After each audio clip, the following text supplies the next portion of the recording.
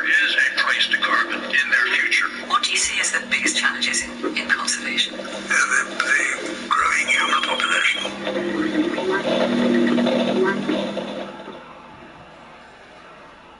At the dawn of the 20th century, a new international order was emerging, one founded on oil. And by the end of the 20th century, that order was firmly established. Heating, transportation, industrial power, plastic manufacturing, pharmaceuticals.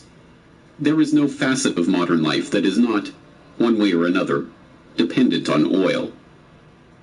But the rulers of this oligarchy, the Rockefellers at Standard Oil, the British royals at BP, the Dutch royals and the Rothschilds at Royal Dutch Shell, were not content with mere financial domination. The power that came with their near-total monopoly on the world's most important commodity was enormous, and they had no qualms about using that power to remake the world in their image. As we saw in How Big Oil Conquered the World, the impact of the oligarchs has been breathtaking. From the education system to the medical profession, from the Green Revolution to the Gene Revolution, from World War to the Gulf War, oil money has been used to shape every aspect of the world we live in. With the rise of the petrodollar in the 1970s, even the international monetary system itself rests on oil. But now, in the 21st century, it seems that the old order, the oil order, is finally coming to an end. We begin looking at a new milestone in the growing campaign for divestment from the gas, oil, and coal companies that are fueling climate change. May Boovy, executive director of tHE.org, made the announcement just before our broadcast today. Today we're announcing that as of today, total divestment commitments have passed the $3.4 trillion mark. That's $3.4 trillion of assets under management, now fossil-free. In the oil and gas sector, we recognize the contribution of our activities and products to greenhouse gas emissions, which is why the OGCI was set up. What began as a movement on U.S. college campuses has reached the skyscrapers of high finance. Globally, nearly 200 institutions and thousands of individuals have moved a total of $50 billion in assets away from fossil fuels. If we take our money, put it into renewables like solar panels, the world could be such a better place. The masses, having identified the oligarchs and their destructive grip on the planet, see big oil waning and have begun to celebrate. To them, the promise of a post-carbon future represents the end of the oligarchy. What many do not realize, however, is that the oil order was never about oil. The oligarchs did not care about oil, but control, and, having long outgrown their financial dependence on the commodity that brought them their power and riches, they are at the forefront of this push for the post-carbon era. Now, the oligarchs are seeking to bring in a new international order, one in which their control is consolidated, their plan complete, their power unquestionable, one in which every aspect of human life, from energy to money to the very genome itself, is precisely ordered and technologically controlled.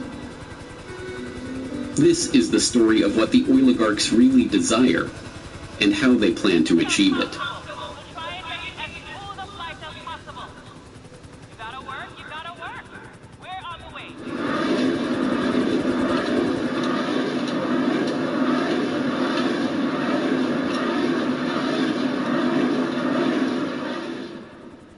Dhaka, 1963. It's a day much like any other in Dhaka. The streets are crowded, dirty, squalid, smelly, and absolutely swarming with people. Lying in the streets, coiled in the gutters. Into that swarm of people steps a most unlikely figure. Wearing his drip-dry suit and hugging his briefcase, he sticks out from the crowd. Surveying the scene, he shakes his head ever so slightly before remarking, half to himself and half to his traveling companion, "Well, That's the problem, isn't it? It's a scene that has played itself out many times. A Western tourist overwhelmed by the bustling crowds of the Indian subcontinent. But this was no mere tourist passing time on his holiday. This was John D. Rockefeller III, grandson of oil baron John D. Rockefeller. And, armed with the unimaginable wealth, power, and influence that his family name bestowed on him, he was on a mission to do something about the problem of overpopulation.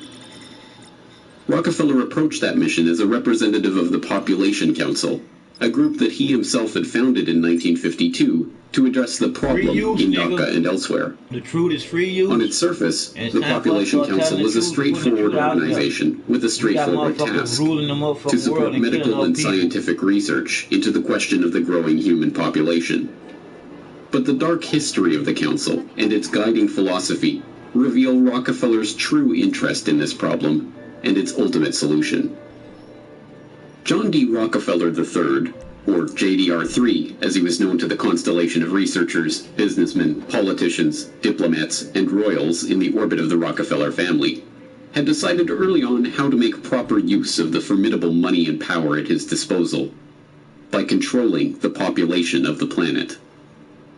In 1934, the then 28-year-old JDR3 had written a letter to his father, John D. Rockefeller Jr., about the Rockefeller Foundation's research into birth control and related questions, declaring, "I have come pretty definitely to the conclusion that it is the field in which I will be interested, for the present at least, to concentrate my own giving." JDR3 was nothing if not a man of his word.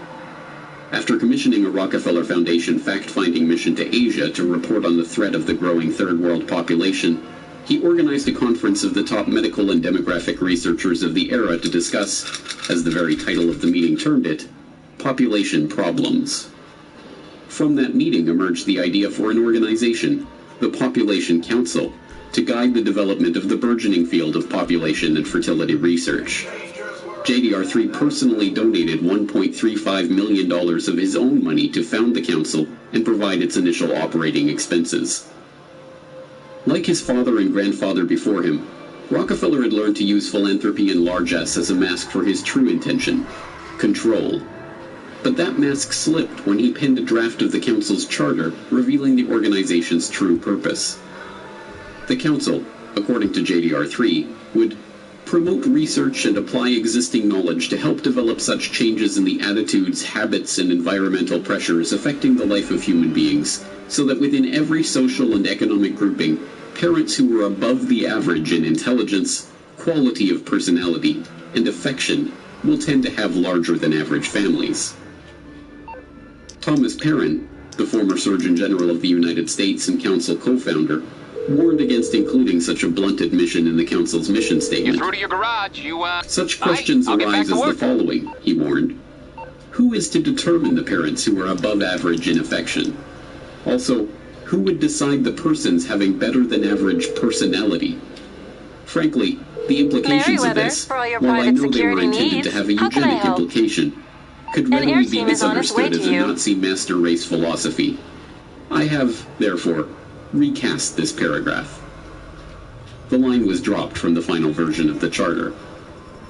In truth, however, that sentence had not been written by JDR3 himself. Instead, it had been copied word for word from the back cover of Eugenical News, the central publication of the American eugenics movement. This was no mere accident. Frederick Osborne, one of the co-founders of the council and its first president after Rockefeller stepped down in 1957, was also the president of the American Eugenics Society. When the Population Council was founded, both Osborne and the American Eugenics Society he directed formally moved their operations into the council's New York office, with the Eugenics Society now taking its funding directly from Rockefeller's Population Council grant. The Population Council was the Eugenics Society under another name. Eugenics. This was the guiding vision of JDR3 and the Rockefeller family's philanthropy. A vision that cast the Rockefellers and their fellow oligarchs as superior families, fit by very virtue of their wealth and success to guide the course of world events. The power to determine who was fit to breed, and who was too poor to pass on their genes. Eugenics is basically a movement among the elite to eradicate what they deem the inferior classes, and that's the inferior social classes, racial classes, ethnic classes, more or less everyone who isn't up to their standards. And after eradicating those classes, what they aim to do is genetically engineer themselves to such a high level that the remaining population that they permit to exist beneath them will never have the power to overthrow them, essentially. The end of history. So the term itself was coined by Galton, and it essentially means well-born. The idea is kind of a mix of a bunch of ideas that were circulating around the 1850s. So if you go back to, say, Mendel was studying hereditary characteristics in pea plants, and he was able to determine that certain characteristics were being passed on, and that these things could be determined and essentially predicted. And also at the same time, now you have Spencer, who's talking about the survival of the fittest, with the same kind of idea, the same thread running through there, that there are genetic characteristics that exist that would make one species, one plant or animal more fit than another and more capable of surviving. Also, of course, you have Darwin's work at the time, Origin of Species, and kind of maps this process by which material is passed along, and evolution results through this process. So Galton is essentially taking all of these ideas, and he was kind of known for observing and identifying patterns. And what he essentially did was started to come up with this concept, this idea, that through studying human characteristics, they could, if they chose to, breed superior human beings. Obsessed with breeding and family heredity, the eugenicists believed that it was not merely physical characteristics like weight or height that were determined by one's family line, but social characteristics like intelligence or conscientiousness or even criminality. If you were poor, it's because you come from poor stock. If you're criminal, it's because your family line is criminal. And if you're a Rockefeller or a Rothschild or a royal, you are rich and successful because your family was destined for fortune and success. The pseudoscientific trappings of this 19th century eugenic philosophy may have been new, but in fact the idea is as old as human civilization itself. People have always been taught to believe that their rulers are special, a class apart, members of a family specially chosen to rule over the masses. Whether literal descendants of the gods, like the pharaohs of Egypt or the emperors of Japan, or members of families specially chosen by God to reign over their kingdoms, like the monarchs of Europe. The right to rule over others was something passed down through family trees. The commoners, meanwhile, knew their place. Not being born of royal blood, they entered the world as serfs, worked the land for the benefit of the noble class, and, if they were lucky, had children of their own to repeat the cycle for another generation. But the breakdown of medieval feudalism gave rise to a newly wealthy merchant class. The development of the scientific method challenged centuries of religious dogma. The spread of Enlightenment philosophy led to the toppling of monarchs and the rise of democracy. And the Industrial Revolution paved the way for the rise of the robber barons and the creation of vast new family fortunes. By the late 19th century, as the oligarchs in America and Europe began to consolidate their wealth, a new justification for elite rule of society was needed. One that discarded with outdated appeals to supernatural order and seemed to rest on a bedrock of science. An idea that could explain how nouveau riche upstarts like the Rockefellers and Rothschilds had risen to positions of prominence in society alongside the old royal dynasties of Europe. Eugenics fit the I've bill set the collection perfectly. point to your GPS. The answer Make the was pickup in their and bring the genes. goods to the warehouse. Should be straightforward. Well, I think this eugenic idea that comes about of survival of the fittest almost gives a scientific excuse for some of the most inhumane and horrific actions that have ever been journeyed by humanity and then manifested. So the idea of controlling people through controlling reproduction and reproductive capability and access to mates and stuff like this is an idea that's thousands of years old. So eugenics, when it came around, in a strong form in the late 1800s, where you've got people like the Darwins, the Wedgwoods, and the Huxleys, specifically T.H. Huxley, Thomas H. Huxley was known as Darwin's bulldog.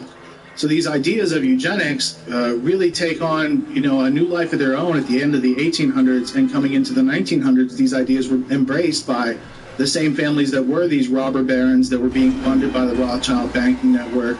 Also the Fabian Socialist Society, which again had a lot of the same movers and shakers as these people who were higher ups in the British Empire. So when it reared its head in the 1920s and 30s, and these forced sterilization campaigns, whereas if they felt that you had a low IQ or that you had some congenital disease that would be passed on, that you didn't have the right to marry and have children. You got 5 fingers and shit. The motherfuckers experimenting with people. Eugenics, of course, was pseudoscience.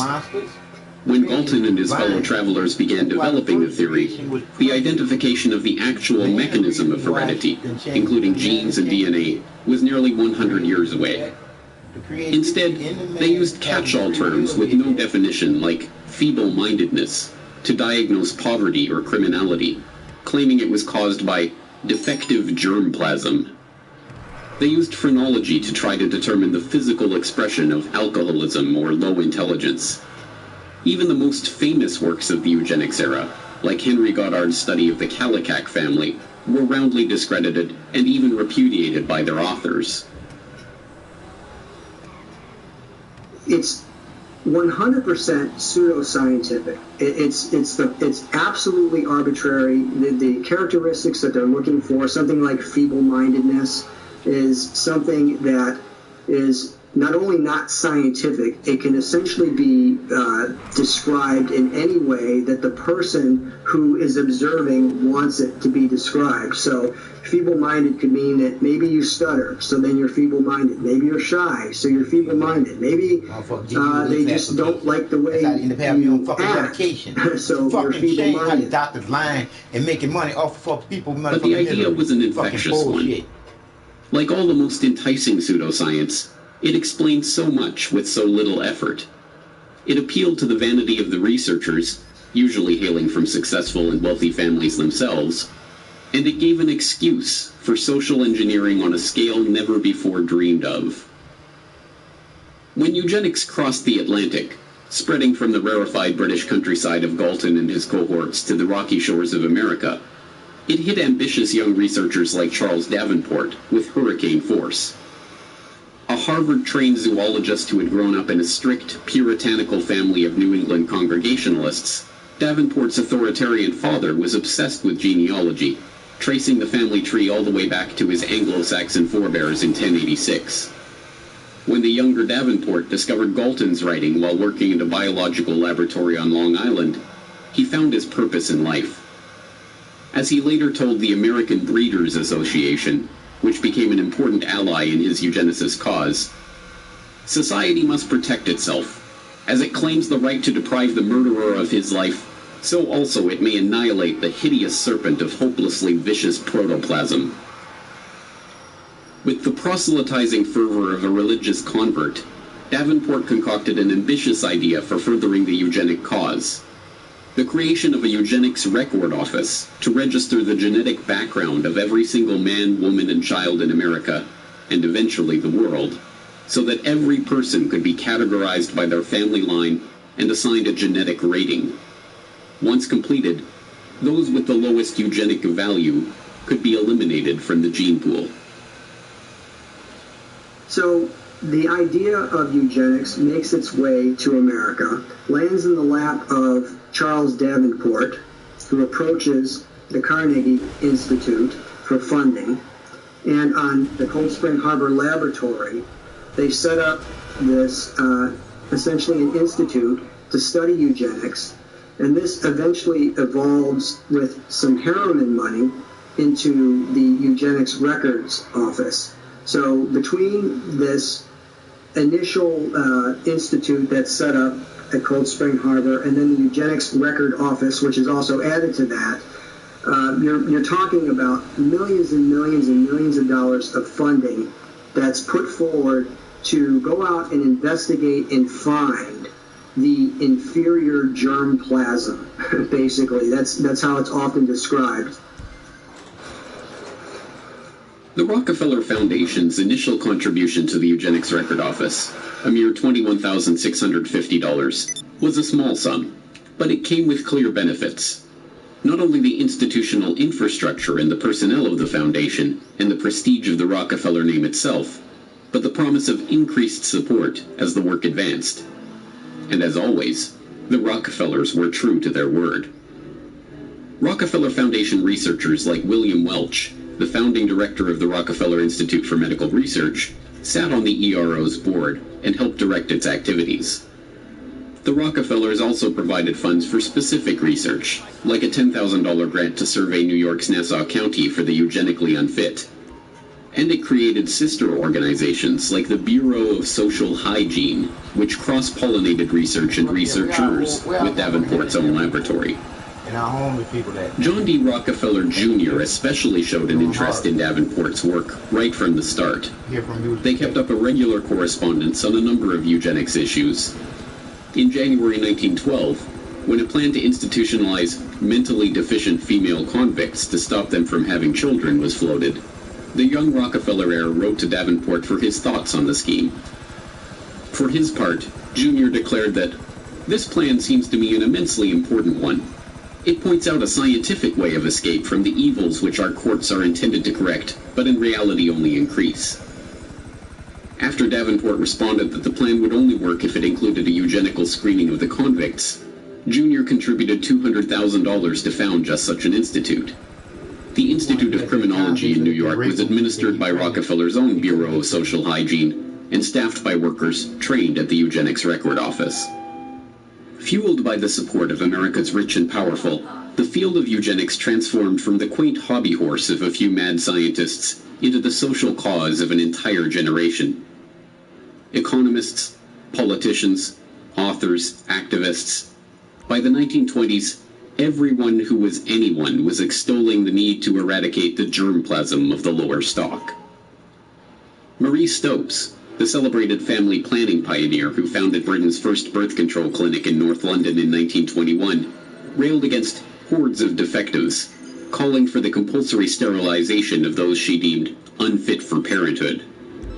Tony Douglas, now venerated as a hero in Canada for his role in founding the nation's healthcare system, submitted a master's thesis to McMaster University advocating that subnormals, defectives, and morons like those with low IQ or physical abnormalities be isolated on a state farm or in a colony where decisions could be made for them by a competent supervisor, and called on the government to certify mental and physical fitness to stop the unfit from breeding.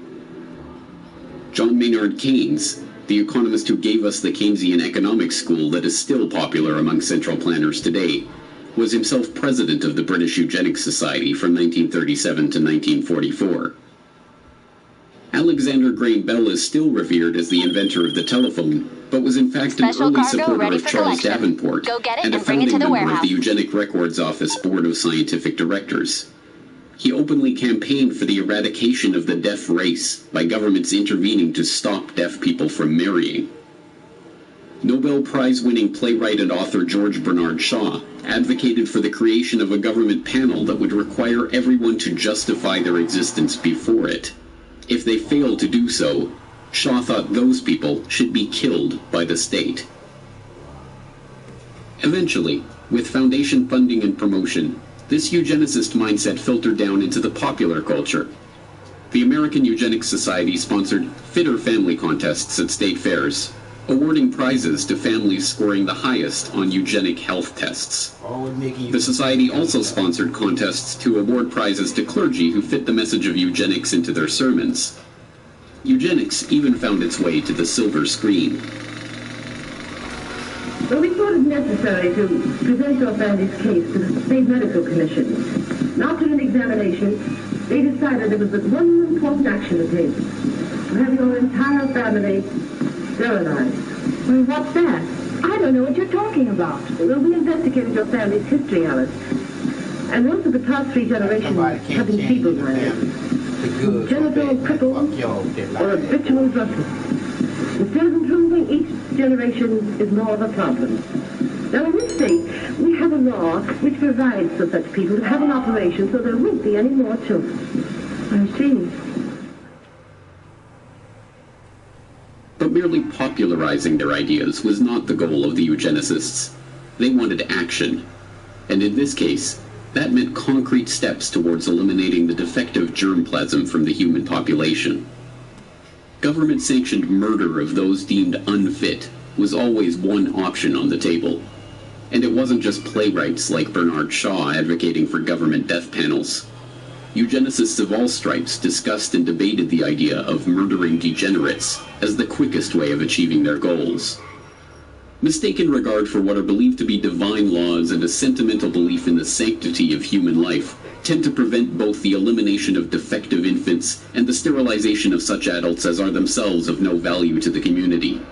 The laws of nature require the obliteration of the unfit, and human life is valuable only when it is of use to the community or race. Madison Grant, director of the American Eugenics Society. Hello, you're through to Meriwether Security Consulting. But what can I do mainstream for you? eugenicists realized that this Helicopter approach was support not unit will be possible with in the you right political away. and judicial climate of the day. As Henry Goddard noted in his infamous study on the Kallikak family, for the low-grade idiot, the loathsome unfortunate that may be seen in our institutions, some have proposed the lethal chamber, but humanity is steadily tending away from the possibility of that method, and there is no probability that it will ever be practiced.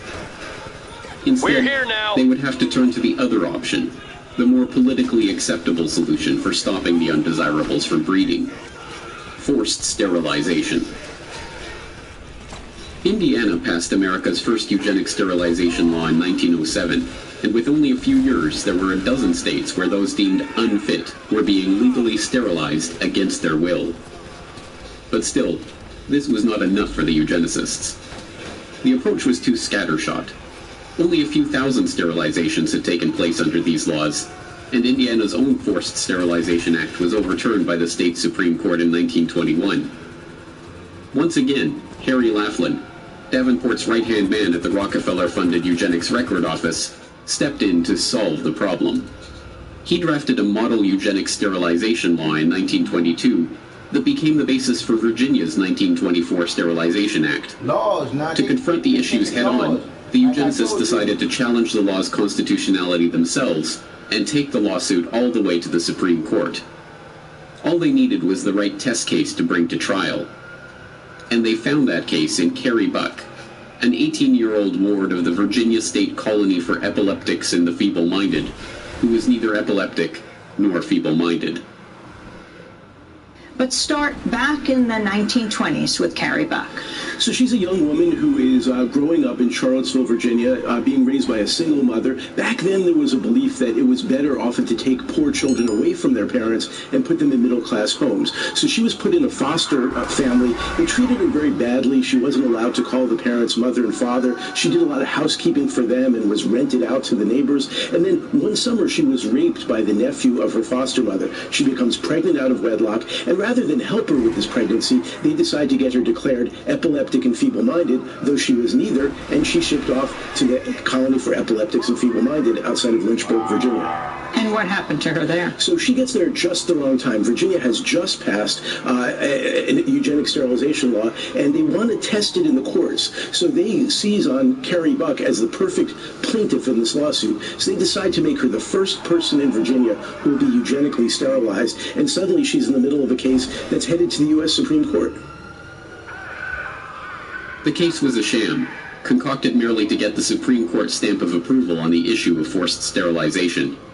Buck's independent counsel was in fact Irving Whitehead, one of the founding directors of the colony that was pushing to sterilize her, and the man who appointed the director that was pushing for her sterilization.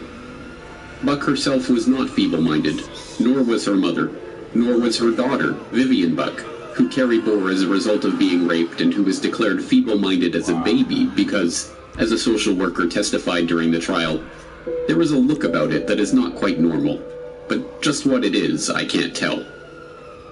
None of these facts matter to the Supreme Court. Presided over by former President and Chief Justice William Howard Taft, the court voted 8-1 in favor of upholding Buck's forced sterilization and the constitutionality of the Virginia eugenics sterilization law itself. They had a law. Writing the decision was one of the most famous and venerated justices in the history of the court, Oliver Wendell Holmes Jr., himself a eugenicist from the so-called Boston Brahmin sect of the hereditary East Coast establishment. In his decision, Holmes justified the forced sterilization of those like Buck by calling on the government's right to vaccinate the citizens against their will. It is better for all the world if, instead of waiting to execute degenerate offspring for crime or to let them starve for their imbecility, society can prevent those who are manifestly unfit from continuing their kind. The principle that sustains compulsory vaccination is broad enough to cover cutting the fallopian tubes, he declared before infamously concluding, 3 generations of imbeciles are enough. And with that, the floodgates were opened. New laws were enacted, and old laws revised to comport with the Supreme Court's decision. Forcible sterilizations, taking place in a covert and low-key manner before, were now reported with pride. A few thousand individuals sterilized against their will became tens of thousands. The eugenics era, brought into being by the immense fortune of the Rockefellers and their ilk, had arrived. And with the aid of a very dramatic push by the Rockefellers, it was about to go international. Beginning in November 1922, and increasing throughout the 1920s, the Rockefeller Foundation began a series of grants and fellowships to German scientists. Equivalent to millions of dollars in today's money, these fellowships transformed the German scientific establishment, devastated in the wake of World War I. The Foundation's money found its way into the coffers of the Kaiser Wilhelm Institutes, a series of scientific organizations that included an institute for psychiatry and an institute for anthropology, human heredity, and eugenics. One of the main beneficiaries of this Rockefeller largesse was Ernst Rudin, a head researcher at the Kaiser Wilhelm Institute for Psychiatry and a key architect of Germany's eugenics program under the Third Reich. Rudin co-edited the official rules and commentary on the law for the prevention of defective progeny, which was passed on July 14, 1933, less than 6 months after Hitler was appointed interim chancellor by President Paul von Hindenburg. The law, like the Virginia law that the Supreme Court upheld and led to the sterilization of Carrie Buck and tens of thousands of other Americans, was modeled on Harry Lafland's model eugenics sterilization legislation.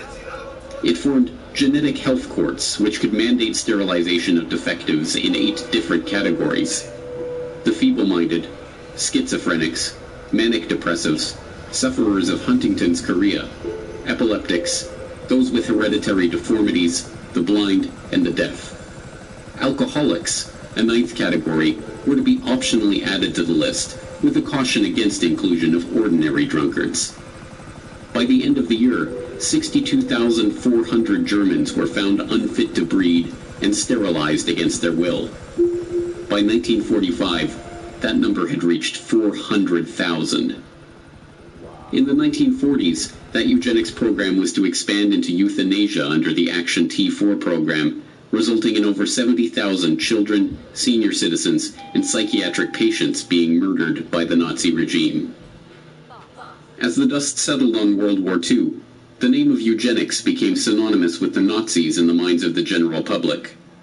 The eugenicists, outraged, knew that their work could not continue any longer under the name of eugenics. But that didn't mean that it couldn't continue. So after World War II, you don't hear about it anymore as eugenics. What you hear is molecular biology, and these sorts of colloquial terms that were developed by the Rockefeller Foundation, which was one of the families primarily in America that was helping to fund it in America, in Britain, in Germany, who also funded Hitler during that time. So there's a lot of overlaps between the people who were actually out there funding genocide and the people who had ideas about culling the population and population control and sterilizing people. And these ideas go on and permeate society to this day. As American Eugenics Society co-founder Frederick Osborne wrote, eugenic goals are most likely to be attained under a name other than eugenics. Thus, he moved the American Eugenics Society into the offices of John D. Rockefeller III's Population Council, becoming president in 1957. The Rockefellers and their fellow oligarchs had for generations felt themselves to be stewards of the planet, protecting it from the rising tide of the genetically inferior. Man, fuck y'all. They were not about to give up that Not quest. good. We just lost They a would plane simply carrying have our to stuff. package it Whatever under a happened to it, different the name. tracker's still active. Find the crash site and salvage what you can.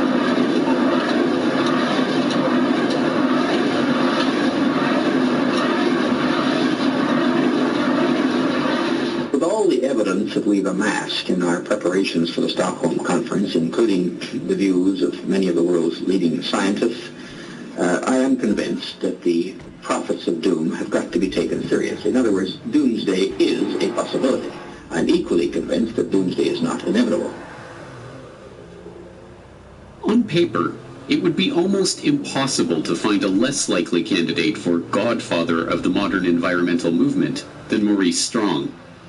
A junior high school dropout from a poor family in rural Manitoba struck hard by the Great Depression, Strong's meteoric rise to the heights of wealth and political influence is itself remarkable. The sheer number of environmental organizations that he founded, conferences he chaired, campaigns he directed, and accolades he received over the course of his career is even more remarkable. Organizer of the Stockholm Environmental Conference, founding director of the United Nations Environment Program, Secretary General of the Rio Earth Summit, founder of the Earth Council and the Earth Charter Movement, chair of the World Resources Institute, commissioner of the World Commission on Environment and Development, and board member of a bewildering array of organizations, from the International Institute for Sustainable Development to the Stockholm Environment Institute to the African American Institute. But perhaps the most remarkable thing about Strong, this ubiquitous figure of the 20th century environmental movement, was his background.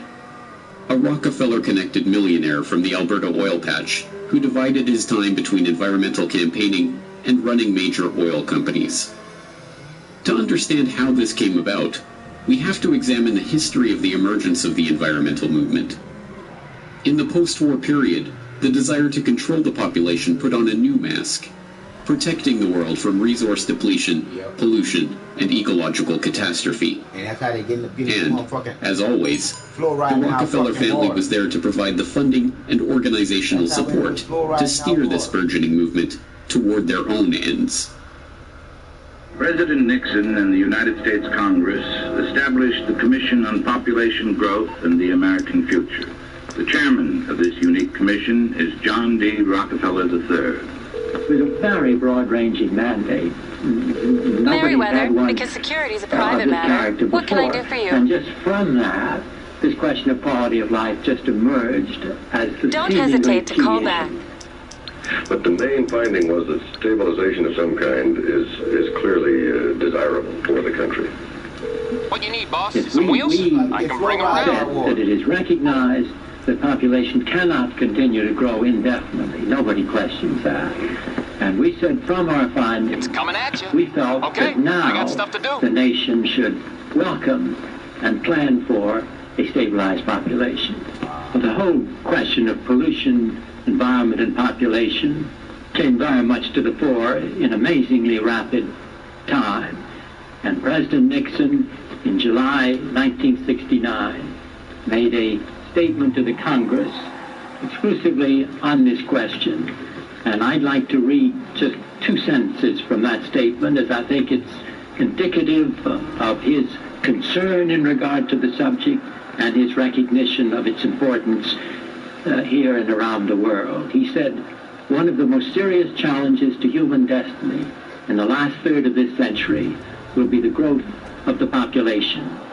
Whether man's response to this challenge will be a cause for pride or for despair in the year 2000 will depend very much on what we do today." Joining the Rockefellers in shaping the international environmental movement were their fellow oligarchs across the Atlantic, including the British royals behind BP, and the Dutch royals behind Royal Dutch Shell. And facilitating the transition from eugenics to population control to environmentalism was Julian Huxley, brother of Brave New World author Aldous Huxley and grandson of Darwin's bulldog T.H. Huxley.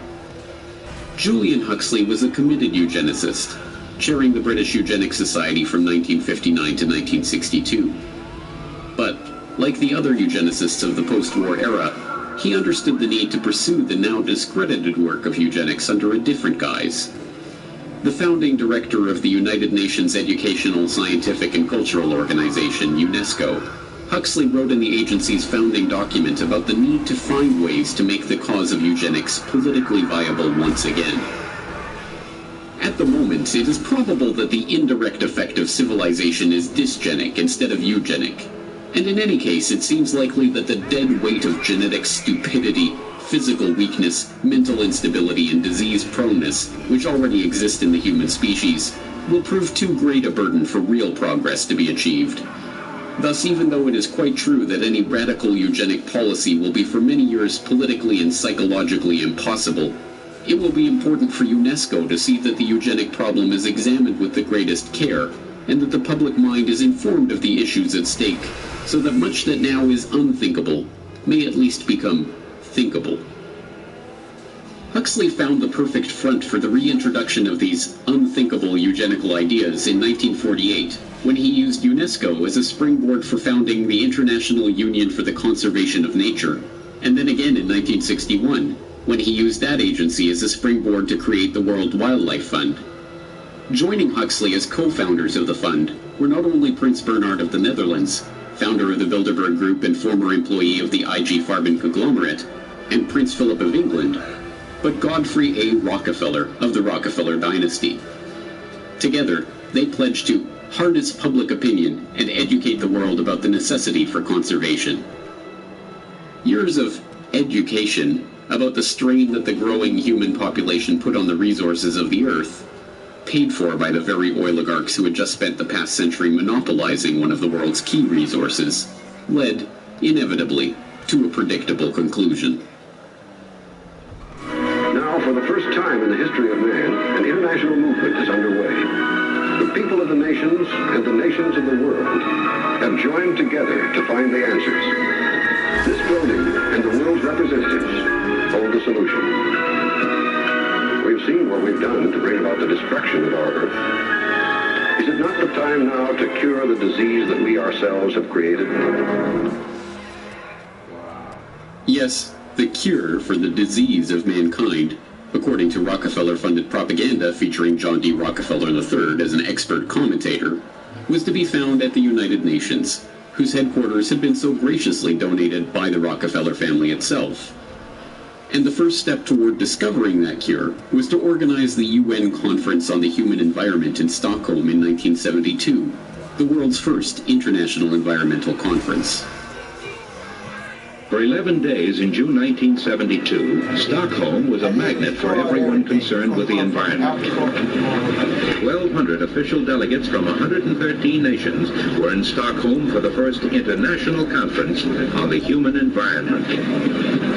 The meeting, first proposed to the United Nations by Sweden and approved by the General Assembly in 1968, attracted worldwide attention. In 4 short years, the topic of the human environment had gone from the back pages of newspapers to make headlines on page 1. News. And who better to oversee the conference and lay the institutional groundwork for this burgeoning oligarch-supported movement than a consummate oil man? The very fact that the conference began with 113 participating countries with very high-level delegations from those countries, this in itself represented a very significant step forward, because this demonstrated more than anything else the real concern of the majority of countries in the world. All his life, Maurice Strong had the uncanny ability to be in the right place at the right time to meet the right person to advance up the ranks. Having been born in Oak Lake, Manitoba in 1929, and suffering through the Great Depression, The ambitious young Strong dropped out of school at age 14 and headed north to look for work. Finding his way to Chesterfield Inlet, Strong got a job as a fur buyer for the Hudson's Bay Company, and there met Wild Bill Richardson, a prospector whose wife, Mary McCall, hailed from the family behind McCall Frontenac, one of Canada's largest oil companies. So Mr. Strong sort of enters the big world through a guy by the name of Wild Bill Richardson, who was a sort of prospector, married into an oil family called McCall, whose company was called McCall Frontenac. It was a major importer of oil from the Middle East. Had been taken over long since by the Texaco Company through a brokerage house called Nesbitt Thompson. So, in a way, Mr. Strong was introduced to the world of big oil and the world of resources at a very young age, was picked up as a very smart kid, taken under the wing of a man named Paul Martin Sr., who was a cabinet minister and whose son would go on to become the Prime Minister of Canada, and introduced to the oil patch through people at the very top, and that would include David Rockefeller. Through the Richardsons, Strong made a series of increasingly unlikely connections. First, he was introduced to the treasurer of the then brand new United Nations, Noah Monod. Unbelievably, Monod didn't just secure Strong a job as a junior security officer at UN headquarters. He allowed the young Manitoba farm boy to live with him in New York. And while there, Monod introduced Strong to the most important contact of his life, David Rockefeller. From that moment on, Strong was a made man. And from that moment on, wherever Strong went, Rockefeller and his associates were there somewhere in the background. It was a Standard Oil veteran, Jack Gallagher, who gave Strong his big break in the Alberta oil patch when he quit his UN security job to return to Canada.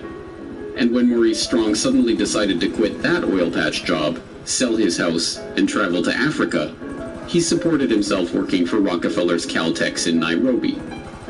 When he quit that job in 1954 and started his own company back in Canada, he hired Henry Bruni, a close friend of Rockefeller associate John J. McCloy, to manage it, and appointed 2 Standard Oil of New Jersey reps to its board. By his late 20s, he was running his own company and was already a millionaire.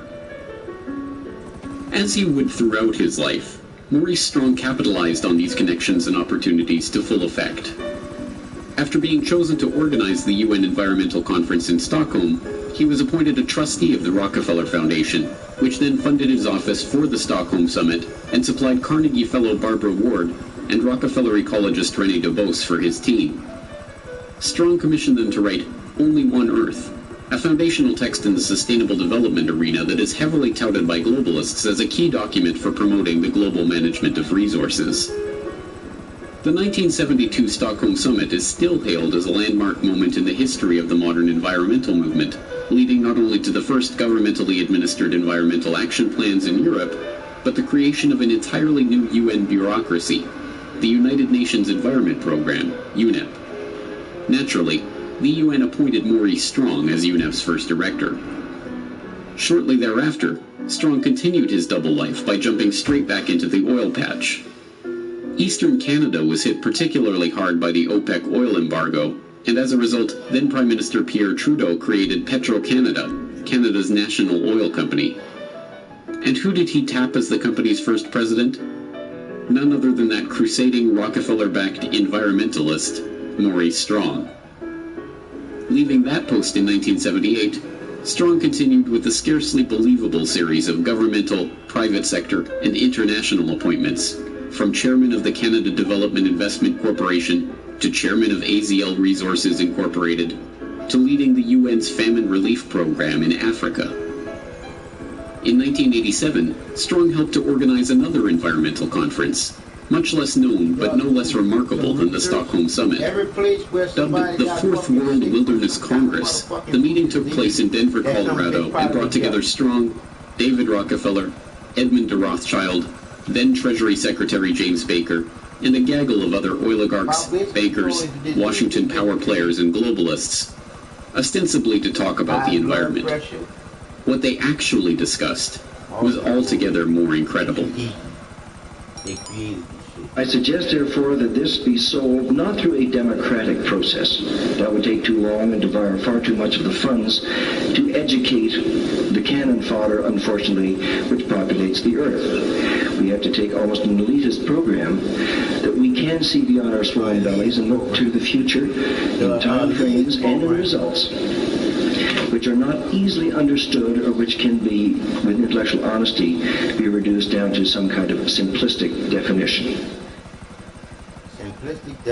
Those were the words of David Lang, a banker from Montreal who spoke during the conference. And to Lang, the Rockefellers, the Rothschilds, and the other bankers and oligarchs assembled at the meeting, the general population are cannon fodder that unfortunately populates the earth.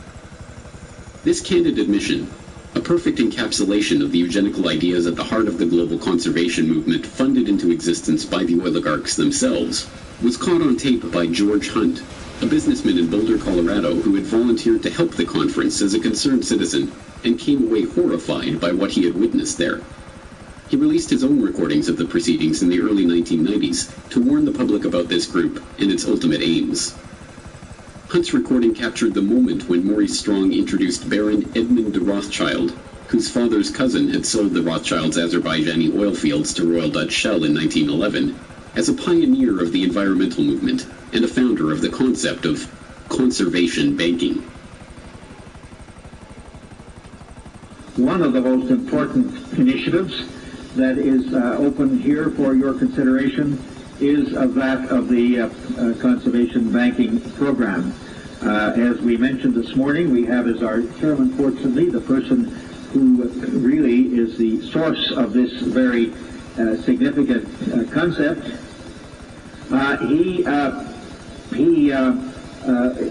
is one of the trustees of the International Wilderness Foundation, which sponsored this meeting. He was at the first of these conferences. So his conversion to the relationship between conservation and economic development has been a pioneering one. So there is no better person. He epitomizes in his own life that positive synthesis between environment, conservation on the one hand, and economics on the other. And I'm just delighted to have this opportunity of introducing to you Edmund de Rothschild.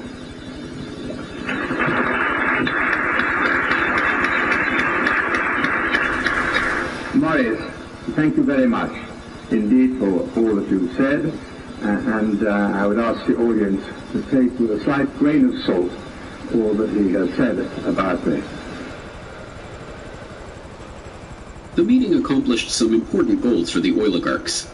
It led to the creation of wilderness areas, vast expanses of natural terrain from which the public could be largely excluded.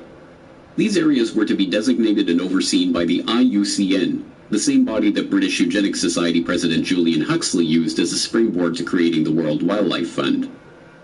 Another important goal of the conference was Rothschild's proposal for the creation of a so-called World Conservation Bank that would operate at a supranational level and coordinate finance for development projects around the world.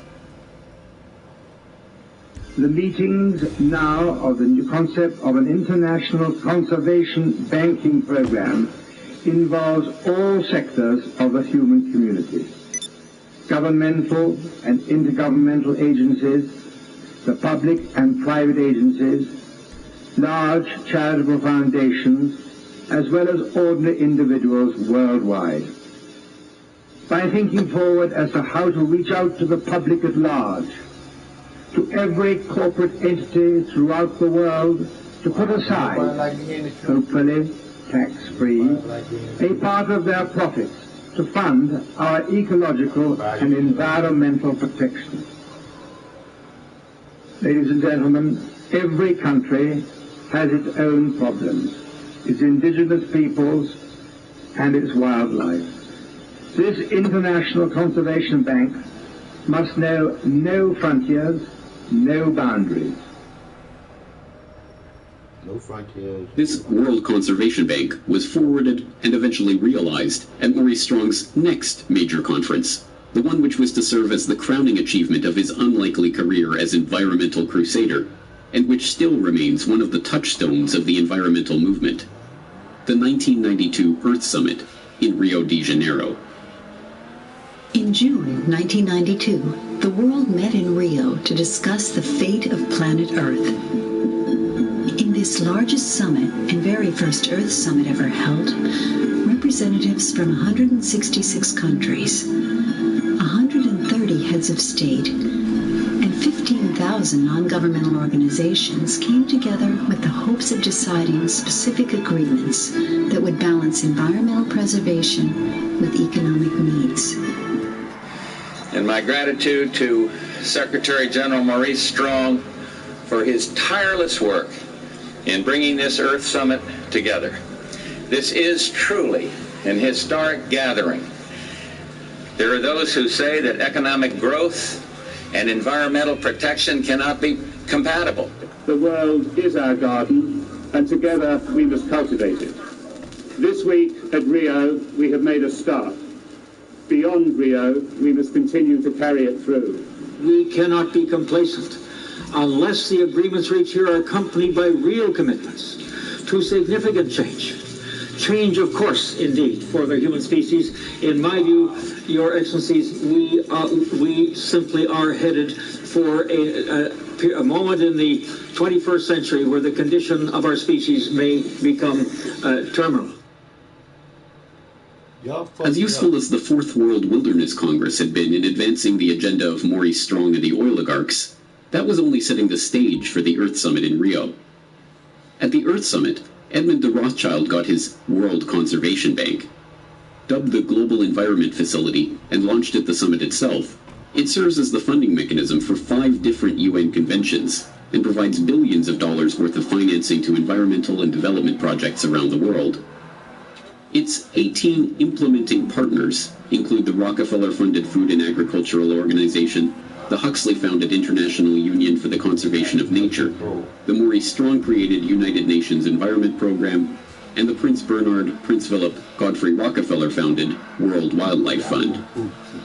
One of the Global Environment Facility's specialties are debt-for-nature swaps, where third world countries are given debt relief in return for opening their land up for environmental development projects. The projects come with transaction costs of up to 5%, paid to the contractors who manage and direct the investments, not the locals, who, like the Aborigines of Palawan Island, are kicked off their land and effectively wiped off the face of the map. The Earth Summit also gave rise to the United Nations Framework Convention on Climate Change, the body to which the Intergovernmental Panel on Climate Change delivers its reports. Generally thought to be neutral, non-governmental bodies relying only on science and evidence, the UNFCCC and the IPCC are handcuffed by the terms that Strong set out for them to deliver only one conclusion: that humanity is to blame for climate change. When they set up the Intergovernmental Panel on Climate Change, Maurice Strong, who we should talk a lot about, he wrote the terms of reference. And the first term of reference was the definition of climate change. And he limited it deliberately to only human causes of climate change.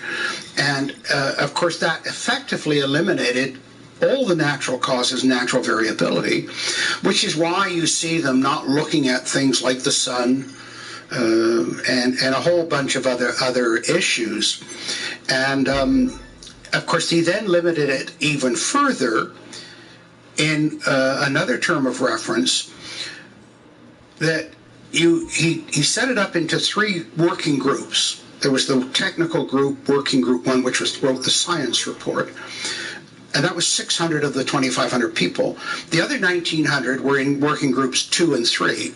Now, they were inconsequential because they had to accept the findings of working group 1, which were already limited by their terms of reference. So whatever their finding was, working groups 2 and 3 then said, okay, you telling us it's going to warm, we accept that as fact.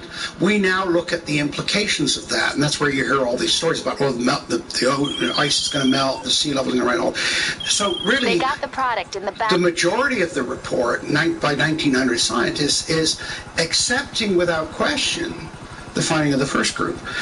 Now, Strong, it really restricted it even more because they then well, they came out and said, look, this report is not to be used for policy. But then they set up the summary for policymakers, the absolute contradiction of that. And the summary for policymakers is written by a completely separate group, and then they write it independent of the science report. They write science reports finished and set aside. The summary for policymakers is written and given out to the media. But the rules, the terms of reference that Strong wrote said that the summary for policymakers goes back to the science report people and says, make sure your science report agrees with what we've put in the summary. Another product of the Earth Summit in Rio was the Earth Charter, a quasi-religious document that Mikhail Gorbachev, who helped draft the text along with Maurice Strong, referred to as a replacement for the Ten Commandments, and which sought to usher in an era of Gaia worship and global responsibility, declaring that fundamental changes are needed in our values, institutions, and ways of living. The document then counsels that we must create a world of shared responsibility to the Earth community, before concluding, in order to build a sustainable global community, the nations of the world must renew their commitment to the United Nations, fulfill their obligations under existing international agreements, and support the implementation of Earth Charter principles with an international, legally binding instrument on environment and development. Well, the Earth Charter was one of the byproducts, ultimately, of the first Earth Summit. I published the Earth Charter in the appendix of my book, Technocracy Rising, the Trojan Horse of Global Transformation, just so people could see this with their own eyes, what it says. It was a document that was like a compact with the world. It was a very religious, humanistic document that tried to unify the world into a single concept of globalization. And it was a very defined document that was signed off. The history goes back before that, but it was finally signed off by I don't know how many, just almost all the nations at the United Nations. And the primary author of the Earth Charter was Stephen Rockefeller. And so the Rockefellers understood early on that, no, it's not just the economic system, and it's not just necessarily the political control system. We also have to factor in a religious belief that we can use to get people to believe what we're doing is for their good. What the oligarchs had been working toward for decades, and what they achieved in Rio in 1992, was the completion of the transformation of the eugenics philosophy, from talk of sterilization of the feeble-minded to a popular understanding of humanity as a cancer that must be removed for the Earth to live. Now, the duty was to reduce carbon footprints and reduce the population in the name of saving the planet. But wrapped in this new vocabulary, and coming with a trendy, pervasive, and well-funded advertising campaign, the end result sounded remarkably similar to the eugenics of old. A new study from Lund University in Sweden says the single best way to cut your carbon footprint, assuming you want to, is simply to refuse to reproduce. Deleting some humans from existence, they say, saves far more carbon than, I don't know, being a vegetarian, riding a bike to work, not boarding an airplane. There is a study that says, well, actually, if we reduce global fertility by half a child per woman, that you could maybe do that. It would go a long way, but it would reduce like a big chunk, a fifth to a quarter of all carbon emissions needed to avoid that tipping point. So should we have policies that penalize people for having extra kids in the developed world? No. So I do think that we should at least consider it. Well, at least consider it is like do it. No. In the push to reduce global warming, children, according to some, are the new culprits. A think tank in the UK says too many kids are what's making the planet worse, saying large families, anything over 2 children really, should be frowned upon as an environmental no-no. And, without the public even noticing it, The oligarchs were able to wrap themselves in this new flag, to appear not as the billionaire scions of the oil industry, who made their vast fortunes by plundering the earth and monopolizing its wealth, but as crusading environmentalists who are going to save the planet from the cannon fodder that unfortunately populates the earth. They caused the fucking effect, now they come to the negative impact of population growth on all of our planetary ecosystems is becoming appallingly evident. So we have been members of the IPCC. We have authored many of their papers. We have peer-reviewed all their papers. So we have been engaged in the understanding and the evolution of our understanding of climate change for decades. At Saudi Aramco, we strive to continually reduce the environmental impact of our operations, from oil well to consumer, and our support for the Oil and Gas Climate Initiative that strives to be a catalyst for practical action on climate change through collaboration on technology and best practices. We have a common reason. We care about environment. We think that together we can do better. We have the competencies, we have the strength, we have the tools to do good things in this field. Technology that will be developed through this investment fund of $1 billion will help us in the long term to reduce emissions. We want to build an ecosystem of innovation on this issue, working together. Putting our forces together, we can bring pragmatic and concrete solutions. And even today, the masses, outraged over the carnage that big oil has wrought, are content to have that outrage directed by the very oligarchs they seek to oppose. The same oligarchs who are quietly funding and supporting their environmental movement from behind the scenes, and even leading it from the front. The Rockefeller family made headlines by divesting from oil completely in 2016. The Rockefellers, heir to an oil fortune that made the family name a symbol of American wealth, believe they're doing their namesake proud by getting out of oil. Fund director Stephen Hines spoke reverently of world tycoon John D. Rockefeller in a statement. "We are quite convinced that if he were alive today as an astute businessman looking out to the future, he would be moving out of fossil fuels and investing in clean, renewable energy." David Rothschild is one of the photogenic leading lights of the environmental movement. Dubbed Plastic Jesus for his publicity stunts and photo opportunities masquerading as a concerned environmentalist, David Rothschild, a scion of the billionaire banking family that added to its fortune with its Azerbaijani oil field holdings and still invests in oil through ventures like Genie Energy, now spends his time lecturing the public about how their lifestyles are killing the polar bears. We have to start spending money, fast on the solutions that we have in hand to try and help these countries which are already seeing the effects of climate change today and seeing the effects of our consumption, basically. Prince Charles is outspoken on the subject of global warming, warning his loyal subjects that unless they tighten their belts and live more humble lives, they will bring about the end of the world.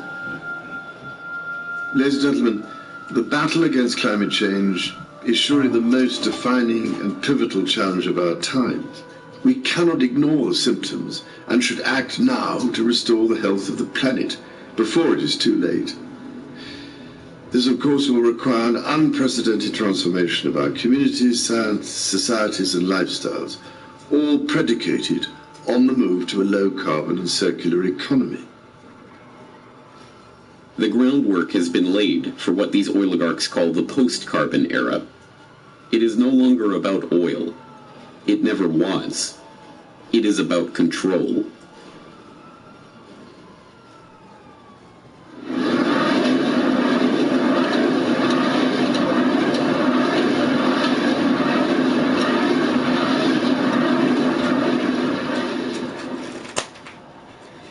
Now, to this complete cycle for the world, to give you a time scale on that, bear in mind that started in 1857.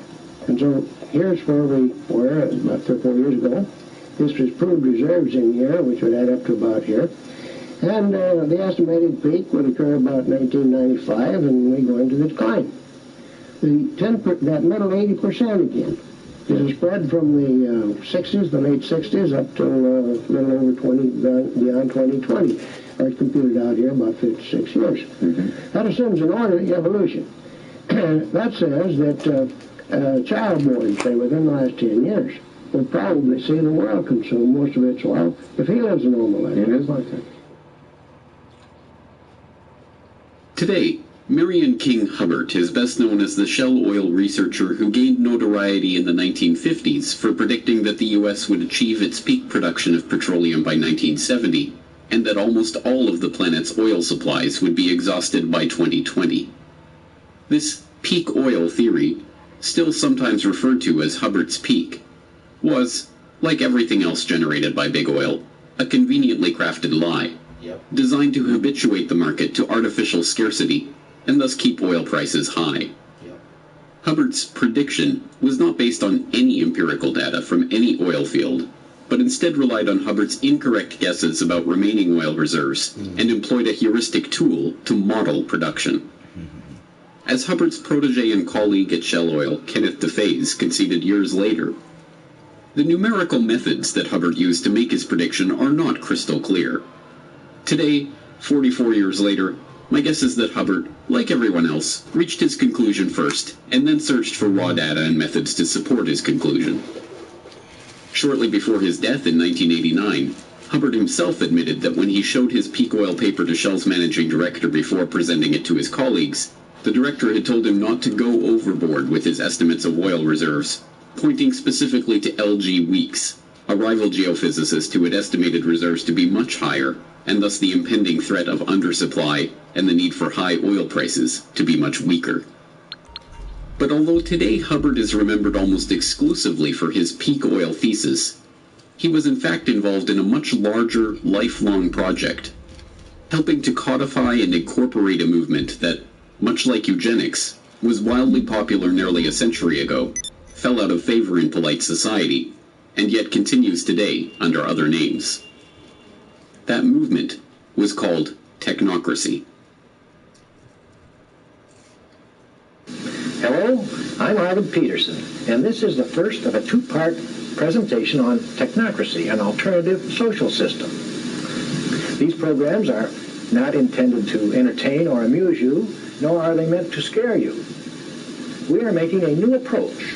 It is not political, financial, philosophical, legal, religious, or moral. It is a technological approach. Technocracy is the scientific answer to America's social problems. And technocracy is a new design for social operation that is based upon science. It is the vehicle by which we can move into a new era for better living. Technocracy billed itself as a social movement, a philosophy, a scientific solution to political and economic problems, and a new way of ordering the world. But at base, it is an idea for a new international economic order, one to be designed and managed down to the most minute detail by a select few, the technocrats. Technocracy was defined very succinctly in 1938 by their own publication, the Technocrat magazine. And they called it a system of scientific engineering of, society. They saw themselves as a merger between hard science and social science, which really is an oxymoron. Social science is not really a science, in my opinion. Nope. But they really believed that. So they believed that they could take their scientific method that they used in the hard sciences and apply it to society.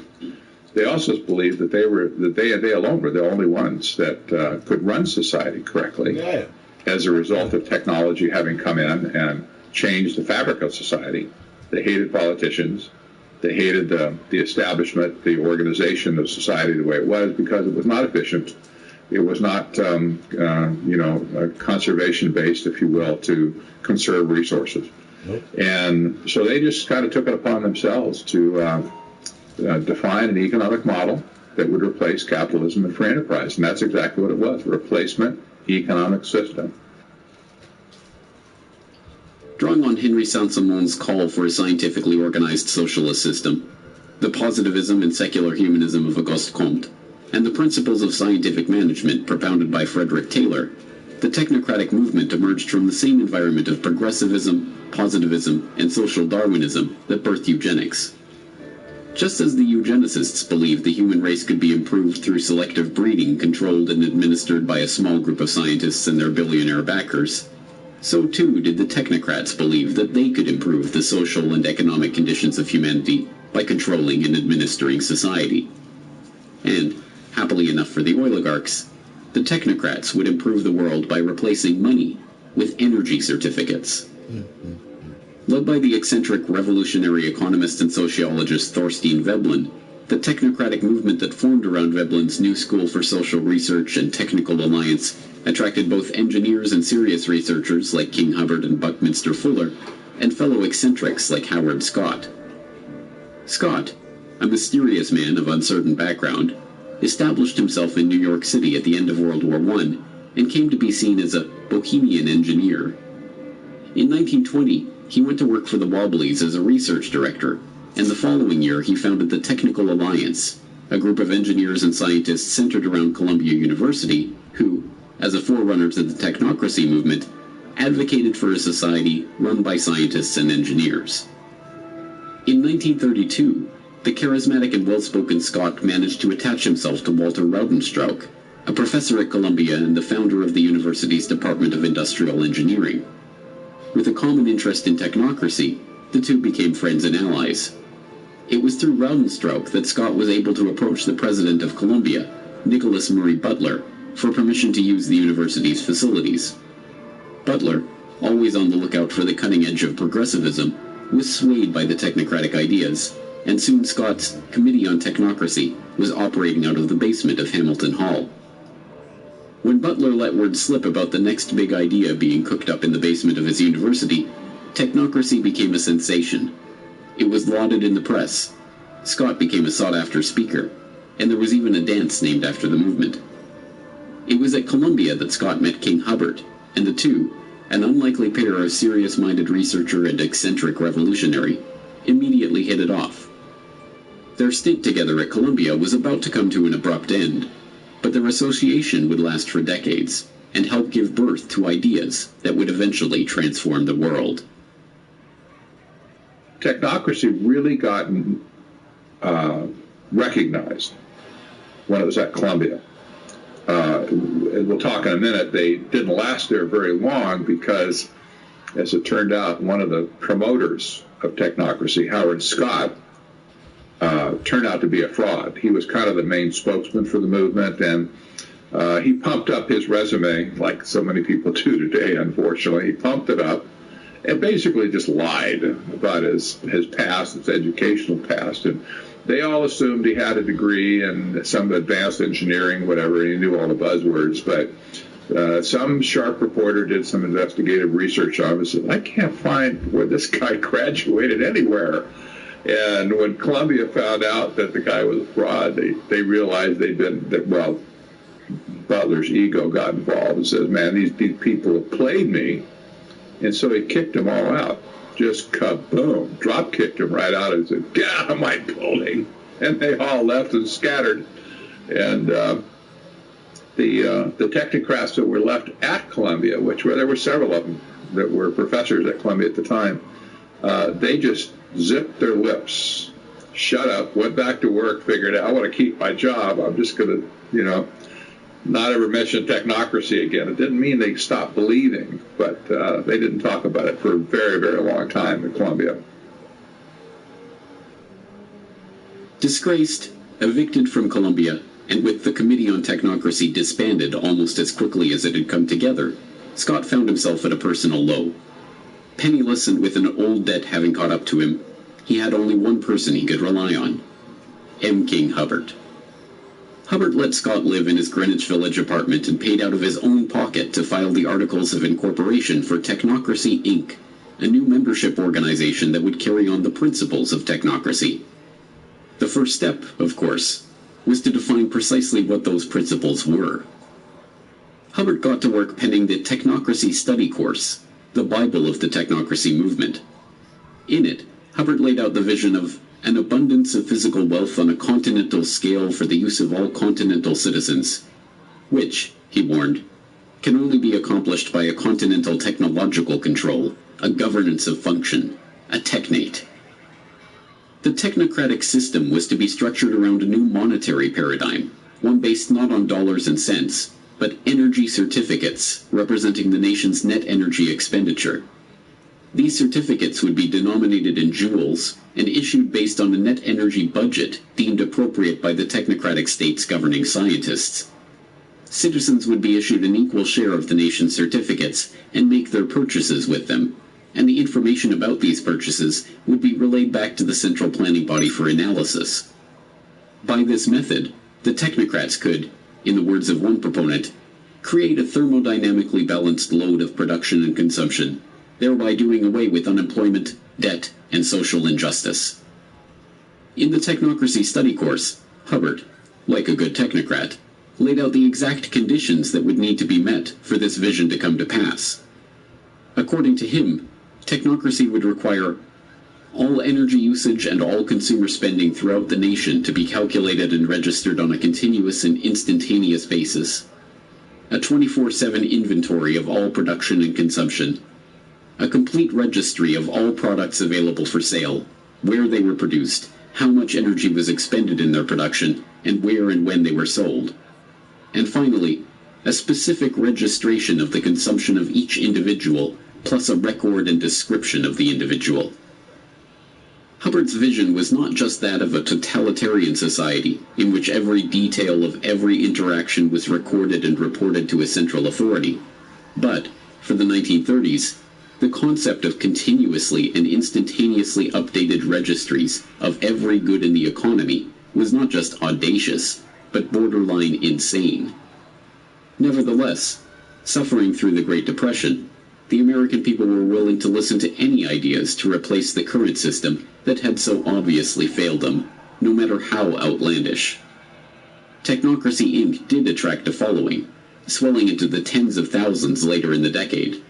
But Scott's eccentric ways, compelling members to salute him in public and delivering rambling radio addresses, ultimately led to the movement's long, slow decline in relevance. Hubbard never repudiated the concept of technocracy, but when he joined Shell as a researcher, he resigned his position on the board of Technocracy Inc. and avoided direct mention of the organization. The technocrats had sketched the outlines of a completely ordered and controlled society, one in which energy is the fundamental measure of value and all consumption and production is meticulously analyzed by a central authority. Technocracy Inc. still exists to this day, but the language and thinking of the technocrats has, like eugenics, undergone a metamorphosis. And, also like eugenics, the name may have faded into obscurity, but the idea lives on in the hands of the oligarchs.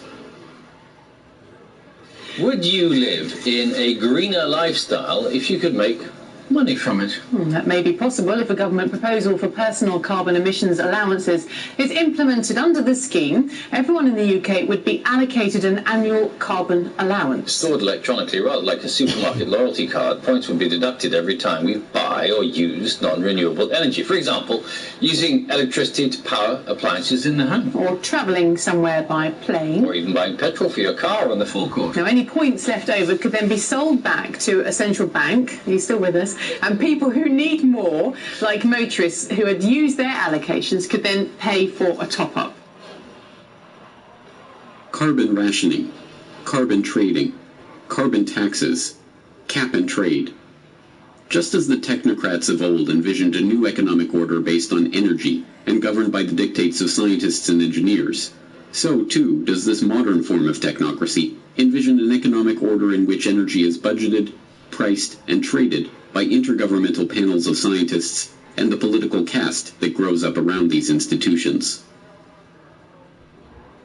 The Environmental Protection Agency is not a frivolous agency. It is created to, yes, to regulate carbon dioxide emissions. And I have been saying to the West Virginia Coal Association, which for the most part doesn't believe in climate science. They don't believe there's a climate problem. And I have been saying to them for a number of years that that's wrong. In my judgment, the science is true. The science is unequivocally true. And that that there is a price to carbon in their future. I said this a couple of months ago. There's a price to carbon in their future. But I believe that the cap and trade approach is the essential first step, partly because it is the only basis upon which we can envision a truly global agreement, because it's very difficult to imagine a harmonized global tax. A carbon tax, or any other way of putting a carbon price, is actually, from an economic point of view, the most effective and efficient way to do this. Okay, you can regulate and you can do, all kinds of things, but nothing is as strong a market signal to the private sector as a carbon price, whether that be a carbon tax or whether it be a cap and trade, which is what California is doing, or any of the other measures that ultimately give you a carbon price. But that is the simplest, cleanest, most powerful signal. So if that's possible, I'm with you. These measures are sold to the public as a way of penalizing the big oil interests that have spent the last century monopolizing the world's key resources and plundering the earth in the pursuit of profit. What they do not understand, because it has been deliberately obscured, is that it is these very interests that have been instrumental in creating these schemes in the first place. It's my understanding that back in 1997, when you were vice president, Enron's CEO, Ken Lay, was involved in discussions with you at the White House about helping develop this type of policy, this trading scheme. And is that accurate? Is it inaccurate? It's been reported. I don't know, but I met with Ken Lay, as lots of people did, before anybody knew that he was a right. And clearly, you can see why so many of us are concerned about this type of cap and trade energy tax that would be literally turning over this country's energy economy. I didn't know him well enough to call him Kenny Boy. Well, but you knew him well enough to help devise this trading scheme. In the early 1990s, Enron, the disgraced Texas-based energy trading company that turned out to be a complete fraud, spearheaded the EPA's $20 billion cap and trade program for sulfur dioxide, promptly becoming the largest trader in that market. As a follow-up, the company, led by Ken Lay, began lobbying the Clinton administration, and particularly Vice President Al Gore, to create a similar market for carbon dioxide. Making lavish contributions to environmental groups like the Nature Conservancy, whose climate change project argued for restrictions on carbon emissions, Enron then hired Christopher Horner, a former staffer on Senator Joe Lieberman's Environment Committee, to lobby for an international treaty that would restrict emissions and allow for trading in emission rights. They were joined in this quest by Goldman Sachs, the infamous Wall Street investment bank known today for the revolving door between the firm and the U.S. Treasury, who helped establish the Chicago Climate Exchange as the first North American emissions trading platform. In 2004, Al Gore, who has spent the last 2 decades lobbying for the creation of a carbon trading market, founded Generation Investment Management, an investment management partnership that sells carbon offsets, with David Blood, the CEO of Goldman Sachs Asset Management, who stepped down from his position with Goldman to go into business with Gore. By the end of the decade, Gore was already being hailed as a candidate to become the world's first carbon billionaire. Gore himself is an oligarch. His father, Al Gore Sr., was a close friend of Armand Hammer, the oil tycoon behind Occidental Petroleum. After losing a Senate race in 1970, Gore's father went to work for Hammer at Occidental for $500,000 a year. Over the course of his career, Gore Sr. accumulated hundreds of thousands of dollars worth of Occidental stock, which fell into the hands of the executor of his estate at the time of his death, none other than his son, Al Gore. The Occidental connection does not end there. Discovering zinc ore on their Tennessee estate, Hammer bought the Gore's land and sold it back to them with a claim on the mining rights, complete with a $20,000 annual payment, which also went to Gore after his father's death. In 2013, Gore earned $100 million from the Qatari government on the sale of his current TV venture, and then was surprised when reporters were more interested in discussing his oil money than his new book on the global warming cause. But Gore's story is only an example of a larger phenomenon. In 2006, the United States Climate Action Partnership was formed to create a call for action to cut down on carbon emissions. It drafted the Blueprint for Legislative Action, which became the basis for the American Clean Energy and Security Act, seeking to create an emissions trading regime modeled on the European Union Emission Trading Scheme. And the members of the U.S. Climate Action Partnership? A who's who of the oligarchy, including BP, ConocoPhillips, and General Motors. Carbon taxes and carbon trading have proven to be a hard sell for an increasingly wary public, but with the Paris Agreement of 2015, the world saw the biggest step yet towards this technocratic future of energy control and carbon rationing. No surprise, then, that the summit itself was sponsored by and prominently supported by Big Oil. What's your position, and what message would you send to the president? Well, we have been clear in our support of the climate agreement in Paris. We're part of the Oil and Gas Climate Initiative, which is 10 of the big companies in the world who are working towards projects and technologies that are needed. I think we all want to know how the formula will work, but I think the concept of Paris needs to stay in everybody's mind on the issues of we've got to transition the world to a lower carbon forms of energy. I have no doubt it will happen. Yes, I think that what happened in Paris is very, very important. And Mr. Ban Ki-moon underlined that yesterday. That is important not only for the planet, not only for our citizens, not only for our children. It is important for the business. But using energy as the new metric of value for the post-carbon economy is just one element of the neo-technocratic vision. When Hubbard wrote his technocracy study course, he made it clear that technocracy could not come to fruition without 24/7 surveillance of all energy usage and a continuous stream of data about all goods being produced by and consumed by society. But whereas in the 1930s such a system must have seemed like a delusional flight of fancy, today it is already being implemented. By now, you may have heard the term Internet of Things. Sounds interesting, but what does the Internet of Things actually mean? IoT is an evolution of mobile, home, and embedded applications that are being connected to the Internet, integrating greater compute capabilities and using data analytics to extract meaningful information. Billions of devices will be connected to the Internet, and soon, hundreds of billions of devices. As related devices connect with each other, they can become an intelligent system of systems. And when these intelligent devices and systems of systems share data over the cloud and analyze it, they can transform our businesses, our lives, and our world in countless ways. Why create a smart city? Well, smart cities are more responsive to citizens and they help reduce environmental impact. They're more cost-effective and they're safer. Smart cities make people happier and more connected to their community. Cities are becoming increasingly instrumented. Sensors that enable the capture of all sorts of data are being integrated across city systems, providing critical information on city activity and operations. Sensors on a bridge transmit data on its physical condition. A camera on a freeway relays traffic flow, and digital meters record water and energy usage in real time. Mobile and social channels enable local governments and citizens to communicate with each other, creating yet another source of useful data. Advanced analytics can now readily identify trends and patterns within these massive amounts of data. Information can be integrated, gathered and shared via dashboards, visualizations, and alerts to facilitate understanding and collaboration across systems, agencies, and groups. This department store in Bundang has introduced a new way to shop.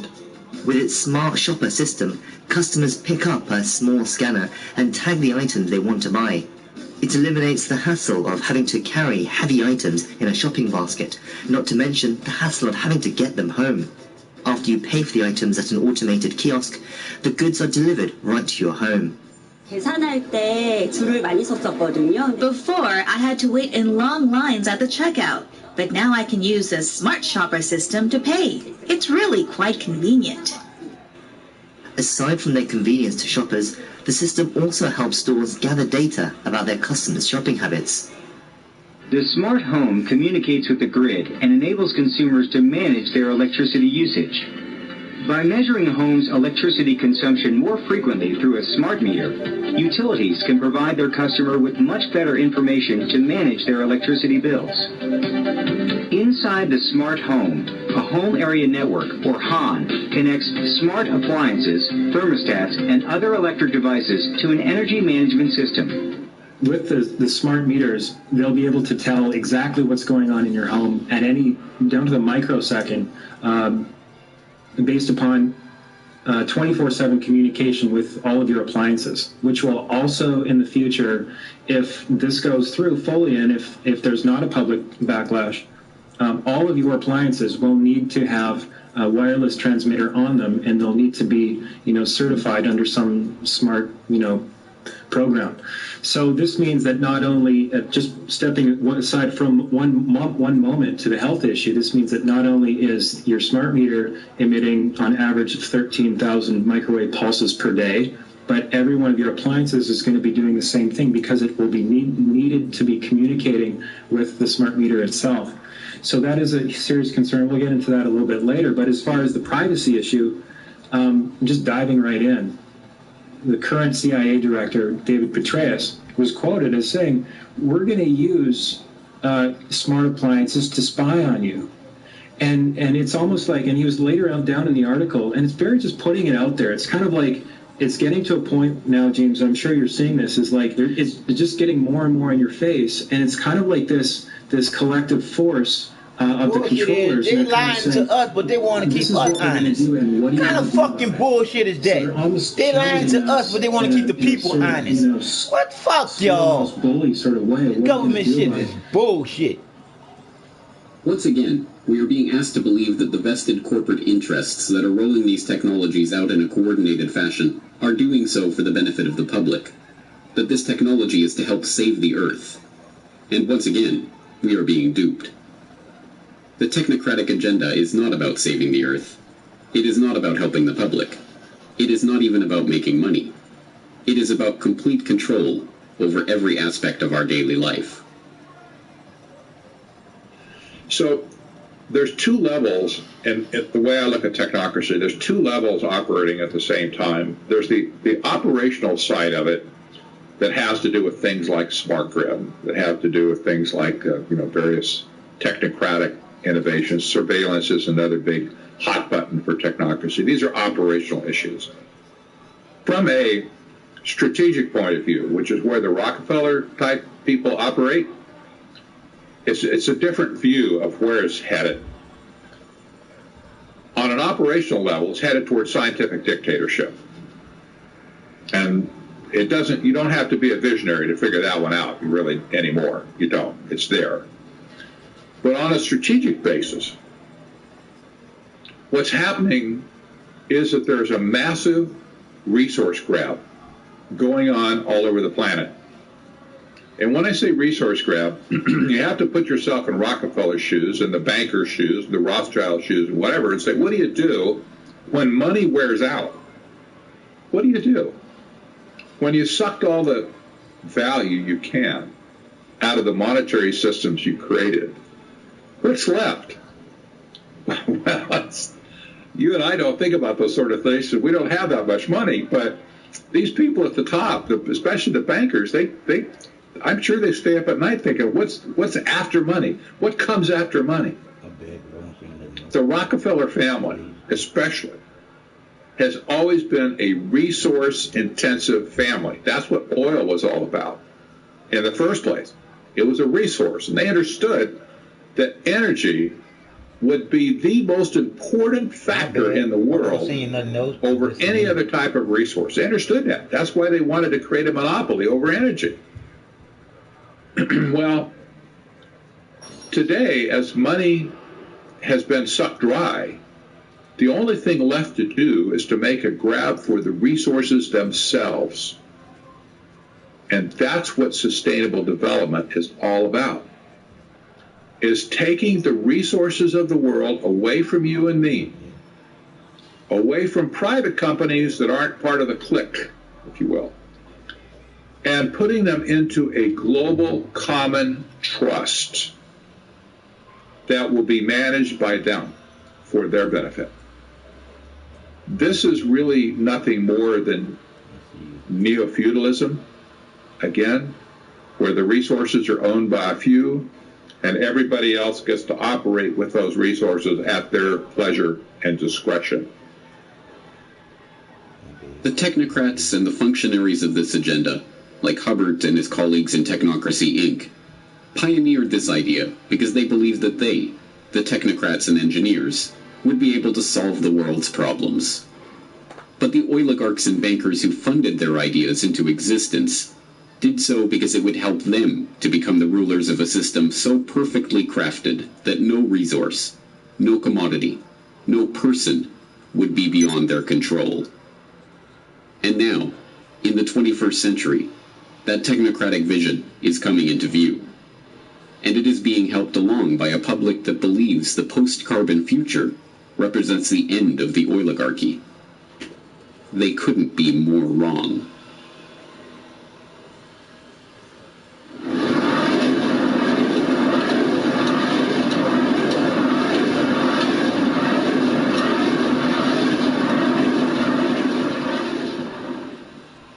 Oil.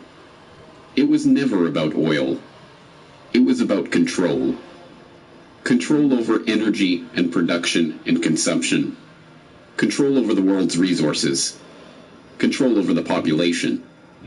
Control over humanity itself.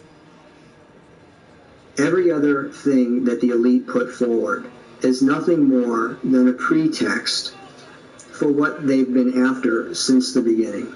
So as I cover in Tragedy and Hope 101, I discuss this concept of the elite seeking to rule all habitable portions of the world. And they don't want to secure that so that they can then have it taken away from them. So they come up with pretexts that they can sell both to the public but also to the administrative class that justifies what it is that they're trying to do. They need to. So whether it's global warming hysteria, or whether it's technocracy, or whether it's Agenda 2030, or whether it's eugenics, there's a common thread that runs through all of this. And that common thread is the desire to consolidate and exercise coercive power. In the case of eugenics, it's the desire to consolidate and exercise the ultimate power, which is the power over who ultimately is going to live or die, who will be permitted to exist in the gene pool from here forward.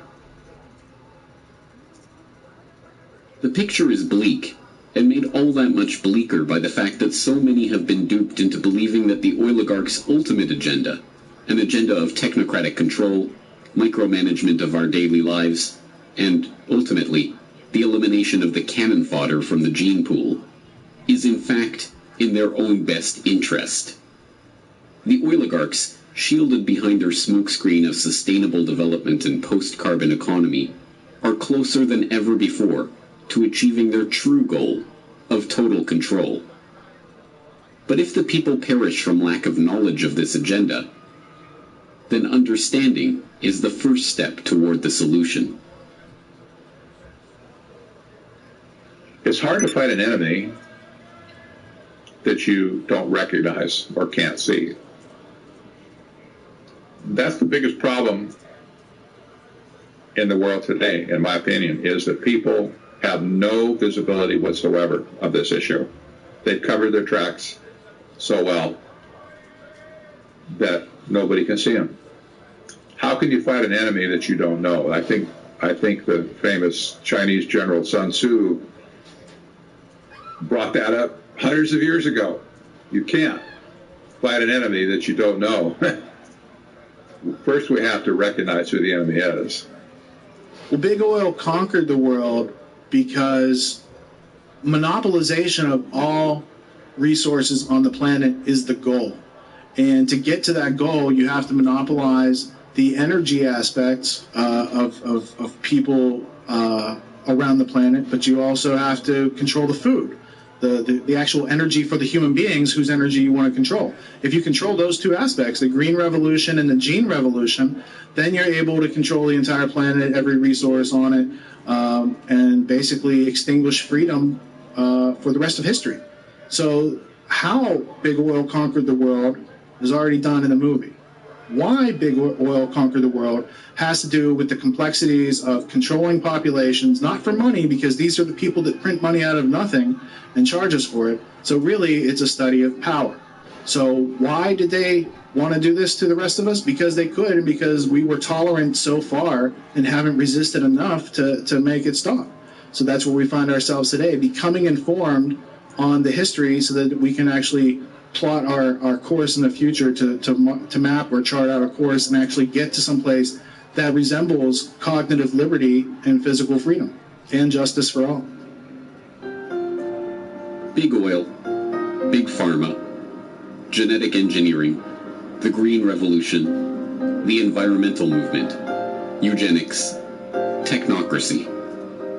Not one person in 1,000 can detail the historical development of these ideas or the people and the agenda that connects them. But if you have watched this documentary, you are now that one person in 1,000. The question is, what are you going to do with this information? As the oligarch's quest for total control comes into view, it's difficult to remember that it all started a century and a half ago with Devil Bill Rockefeller, a 2-bit snake oil salesman always on the run from the last group of marks he managed to con. In a way, nothing has changed but the scope of the con and the number of marks who have fallen for the routine. But now that you know the snake oil that is being fed to the public, the only question that matters is, are you going to drink it? Down in Pennsylvania, there is plenty oil, they say, petroleum, petroleum, we must all have some. The oily fever, don't you see, infects most every live Yankee. From north, from east and west they come for petroleum oil. Oil, oil, oil, oh petroleum. Oil, oil, oil, petroleum.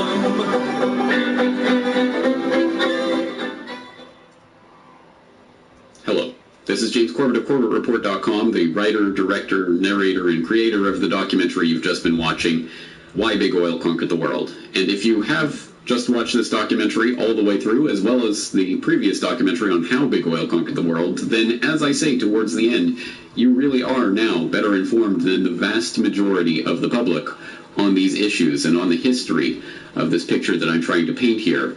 And the real question is, what are we going to do with this information? Well, the first thing I'd like to encourage you to do is to go to CorbettReport.com/bigoil.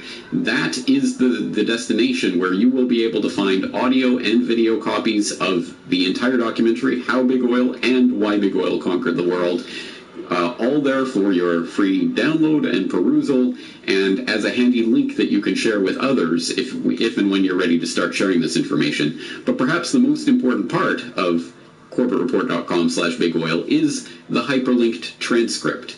Everything that is said in this documentary, including sources to all the source documents from which this information came, is in that transcript. It is a very important tool for people to use when you are ready to start delving into this information in greater detail, because as much ground as I was able to cover in the 3 hours of this combined documentary, there's still so much more that needs to be said and so much more information that helps to color in this image that I've only sketched the broad outlines of here. And the transcript, along with the hyperlinks to source documentation, is a good way to start filling in the different pieces of this puzzle.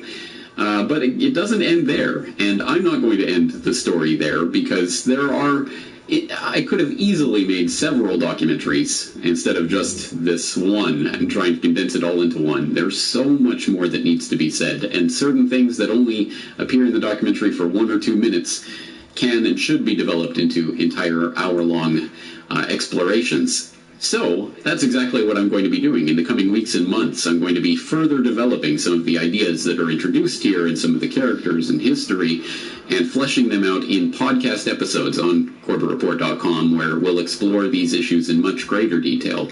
So please stay tuned for that. And as I say, once you've started getting into this research and looking at some of the source documents and you are familiar with this material and you want to share it with others, then CorbettReport.com/bigoil is the place to go and the place to send people to for that exploration. Other ways that you can help with this work, rather than simply spreading the information, which is the first and foremost and most important thing, but also I will be doing interviews on this subject and on this documentary. So if you have a favorite radio program or podcast or whatever it is that you listen to or enjoy and you'd like to hear me on there being interviewed about this, please do send your suggestions into those various hosts to have me on, and that would be appreciated. The other thing you can do is to get physical hard copies of this, because there are people out there who don't trust anything they see on the internet.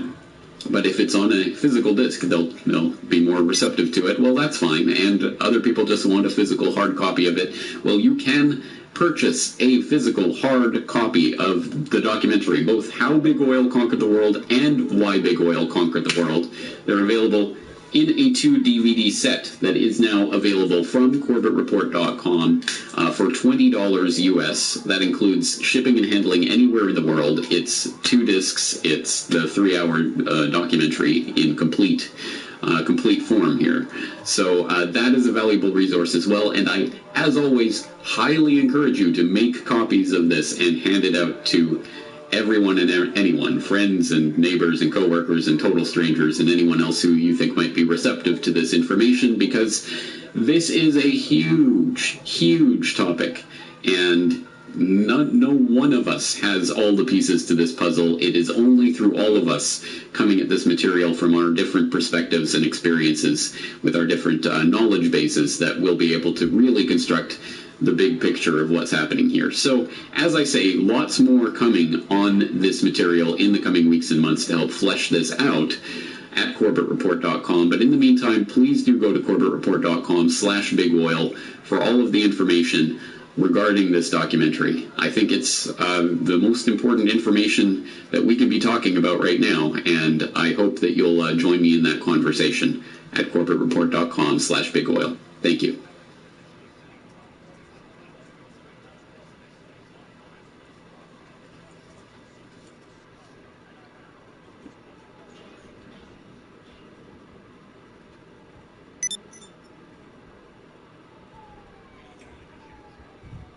You're listening to the Corbett Report.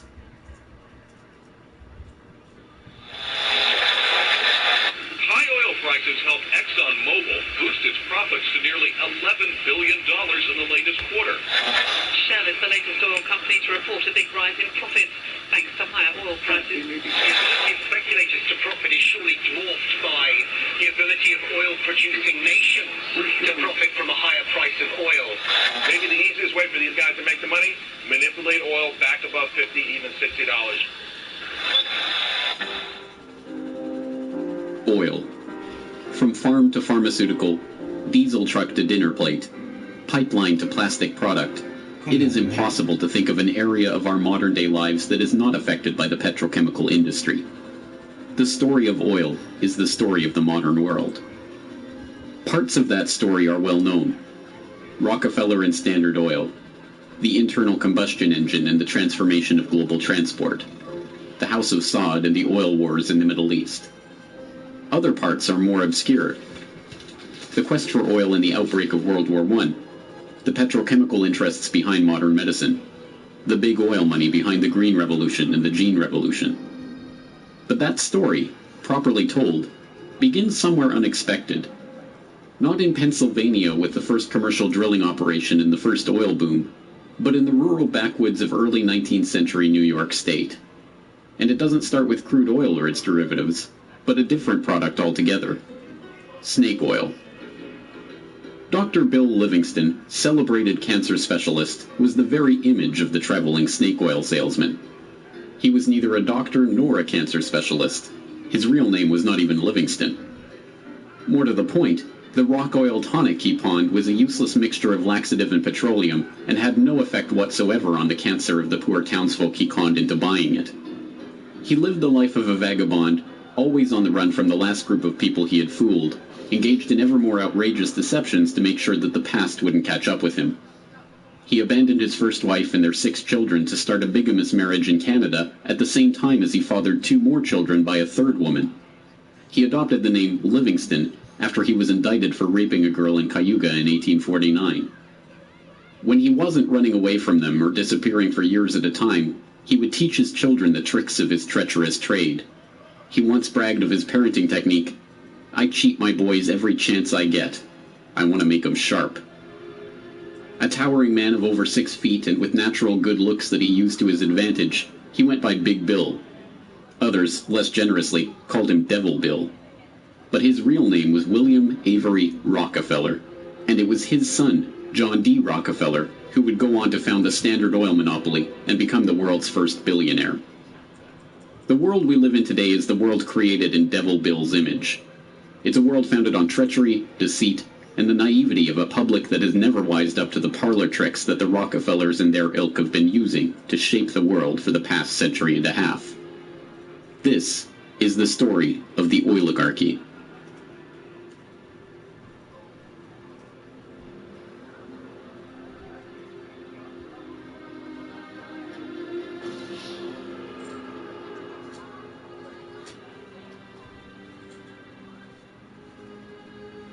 Titusville, 1857.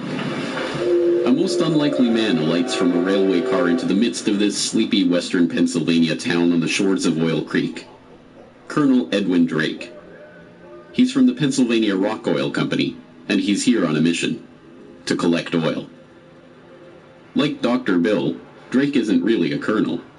The title is bestowed on him by George Bissell and James Townsend, a lawyer and a banker who started the Pennsylvania Rock Oil Company after they discovered they could distill the region's naturally occurring Seneca oil into lamp oil or kerosene. Drake is actually an unemployed railroad conductor who talked himself into a job after staying at the same hotel as Bissell the year before. Calling him a colonel, it is hoped, will help win the respect of the locals. The locals think he's crazy anyway. Seneca oil is indeed plentiful, bubbling out of seeps and collecting in the creek, but other than as a cure-all medicine or grease for the local sawmill's machinery, it's hardly seen as something valuable. In fact, it can be a downright nuisance, contaminating brine wells that supply Pittsburgh's booming salt industry. Still, Drake has a task to complete, finding a way to collect enough oil to make the distillation of Seneca oil into lamp oil profitable. He tries everything he can think of. The Native Americans had historically collected the oil by damming the creek near a seep and skimming the oil off the top. But Drake can only collect 6 to 10 gallons of oil a day this way, even when he opens up extra seeps. He tries digging a shaft, but the groundwater floods in too quickly. By the summer of 1859, he's desperate. Drake is running out of ideas, Bissell and Townsend are running out of patience, and, most importantly, the company is running out of funds. He turns to Uncle Billy Smith, a Pittsburgh blacksmith who had experience drilling brine wells with steam-powered equipment. They get to work drilling down through the shale bedrock to reach the oil. It's maddeningly slow work, with the crude equipment struggling to get through 3 feet of bedrock a day. By August 27th, they've drilled down 69.5 feet. Drake has used the last of his funds, and Bissell and his partners have decided to close up the operation. On August 28th, they strike oil. I can't bring this bitch back to the bitch. Then on Sunday, August 28, 1859, oil bubbled up the driveway.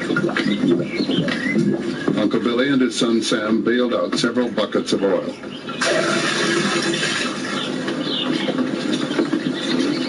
On Monday, the very day that Colonel Drake received his final payment and an order to close down the operation, they hitched the walking beam to a water pump, and the oil began to flow. The first oil was to sell for $40 a barrel.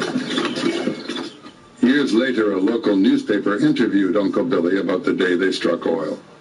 I commenced drilling, and at 4 o'clock I struck the oil. I said to Mr. Drake, "Look there, what do you think of this?" He looked down the pipe and said, "What's that?" I said, "That is your fortune."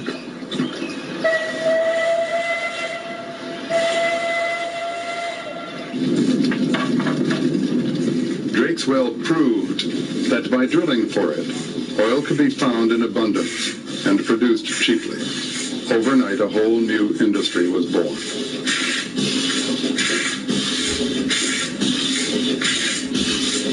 Before long, in millions of homes, farms, and factories around the world, lamps would be lit with kerosene, refined from West Pennsylvania crude. When the word came out that Drake had struck oil, the crowd went up throughout the narrow valleys of western Pennsylvania. The crazy Yankee had struck oil, the crazy Yankee had struck oil. And it was the first great boom. It was like a gold rush.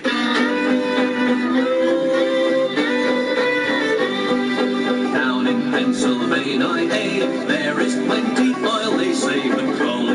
Petroleum, we must all have some.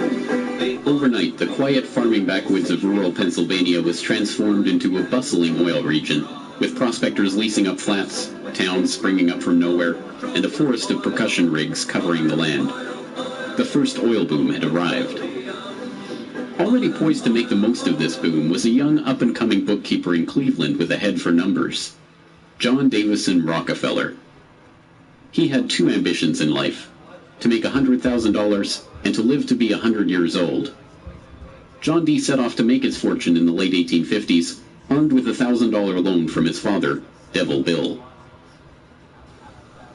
Grandfather never finished high school and went to Cleveland, having borrowed $1,000 from his father to start a business, paid 9% interest on it incidentally, and he read about the oil business just beginning and got interested and came to realize that it was a very volatile business at the time.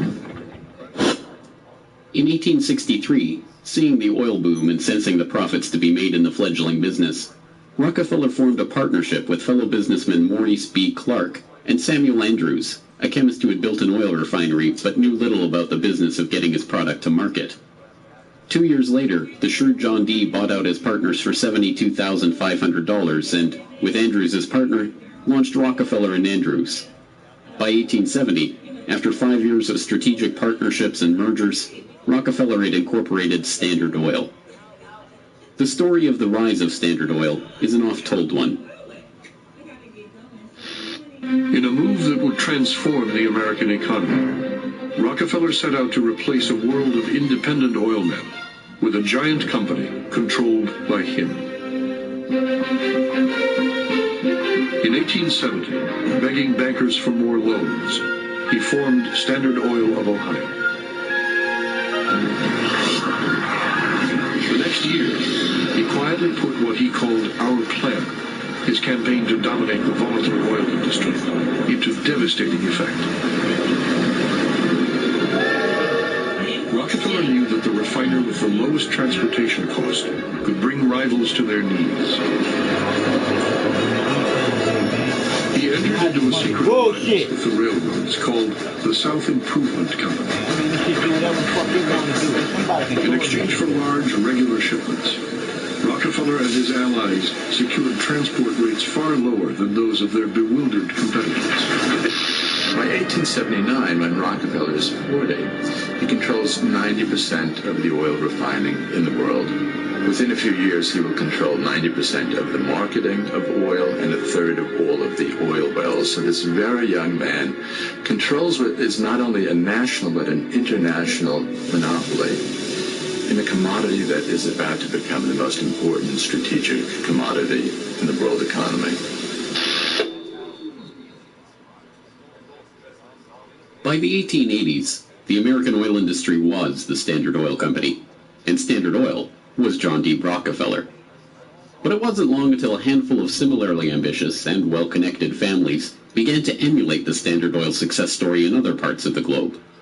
One such competitor emerged from the Caucasus in the 1870s, where Imperial Russia had opened up the vast Caspian Sea oil deposits to private development. Two families quickly combined forces to take advantage of the opportunity. The Nobels, led by Ludwig Nobel and including his dynamite-inventing, prize-creating brother Alfred, and the French branch of the infamous Rothschild banking dynasty, led by Alphonse Rothschild. In 1891, the Rothschilds contracted with M. Samuel & Co., a Far East shipping company headquartered in London and run by Marcus Samuel, to do what had never been done before: ship their Nobel-supplied Caspian oil through the Suez Canal to East Asian markets. The project was immense. It involved not only sophisticated engineering to construct the first oil tankers to be approved by the Suez Canal Company, but the strictest secrecy. If word of the endeavor was to get back to Rockefeller through his international intelligence network, it would risk bringing the wrath of Standard Oil, which could afford to cut rates and squeeze them out of the market. In the end, they succeeded, and the first bulk tanker, the Murex, sailed through the Suez Canal in 1892 en route to Thailand.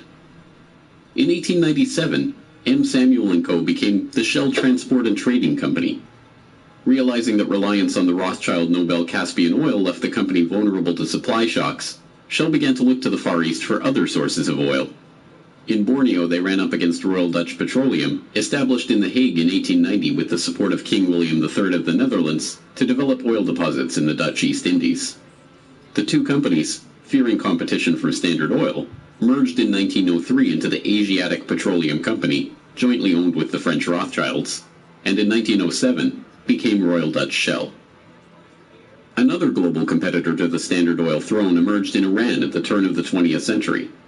In 1901, millionaire socialite William Knox D'Arcy negotiated an incredible concession with the King of Persia: exclusive rights to prospect for oil throughout most of the country for 60 years. After 7 years of fruitless search, D'Arcy and his Glasgow-based partner, Burma Oil, were ready to abandon the country altogether. In early May of 1908, they sent a telegram to their geologist telling him to dismiss his staff, dismantle his equipment, and come back home. He defied the order, and weeks later struck oil.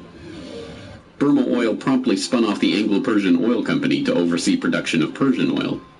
The British government took 51% majority control of the company's shares in 1914 at the behest of Winston Churchill, then First Lord of the Admiralty, and survives today as BP. The Rothschilds and Nobels, the Dutch royal family, the Rockefellers. These early titans of the oil industry and their corporate shells pioneered a new model for amassing and expanding fortunes hitherto unheard of. They were the scions of a new oligarchy, one built around oil and its control, from wellhead to pump. But it was not just about money. The monopolization of this, the key energy resource of the 20th century, helped secure the oligarchs not just wealth, but power over the lives of billions. Billions who came to depend on black gold for the provision of just about every aspect of their daily lives. In the late 19th century, however, it was by no means certain that oil would become the key resource of the 20th century. As cheap illumination from the newly commercialized light bulb began to destroy the market for lamp oil, the oligarchs were on the verge of losing the value from their monopoly. But a series of lucky strikes was about to catapult their fortunes even further. The very next year after the commercial introduction of the light bulb, another invention came along to save the oil industry. German engineer Carl Benz patented a reliable two-stroke internal combustion engine. The engine ran on gasoline, another petroleum byproduct, and became the basis for the Benz motor wagon that, in 1888, became the first commercially available automobile in history. And with that stroke of luck, the business that Rockefeller and the other oligarchs had spent decades consolidating was saved. But more luck was needed to ensure the market for this new engine. In the early days of the automobile era, it was by no means certain that gas-powered cars would come to dominate the market. Working models of electric vehicles have been around since the 1830s, and the first electric car was built in 1884. By 1897, there was a fleet of all-electric taxis shuttling passengers around London. The world land speed record was set by an electric car in 1898. By the dawn of the 20th century, electric cars accounted for 28% of the automobiles in the United States. The electrics had advantages over the internal combustion engine.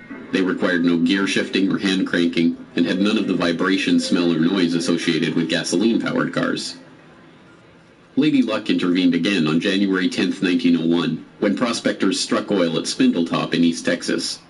The gusher blew 100,000 barrels a day and set off the next great oil boom, providing cheap, plentiful oil to the American market and driving down gas prices. It wasn't long before the expensive, low-range electric engines were abandoned altogether, and big, loud, gas-guzzling engines came to dominate the road, all fueled by the black gold that Standard Oil, Shell, Gulf, Texaco, Anglo-Persian, and the other oil majors of the time were drilling, refining, and selling. Perhaps John Dee's greatest stroke of luck, however, was not supposed to be luck at all. Rockefeller had come under increasing scrutiny by a public outraged by the unprecedented wealth he had amassed through Standard Oil. Muckraking reporters like Ida Tarbell began digging up the dirt on his rise to power through railroad conspiracies, secret deals with competitors, and other shady practices. The press pictured him as a colossus with bribed politicians literally in the palm of his hand. Standard Oil was a menacing octopus with its tentacles strangling the lifeblood of the nation. Hearings began, investigations were launched, lawsuits were brought against him, and then, finally, in 1911, the Supreme Court made a monumental decision.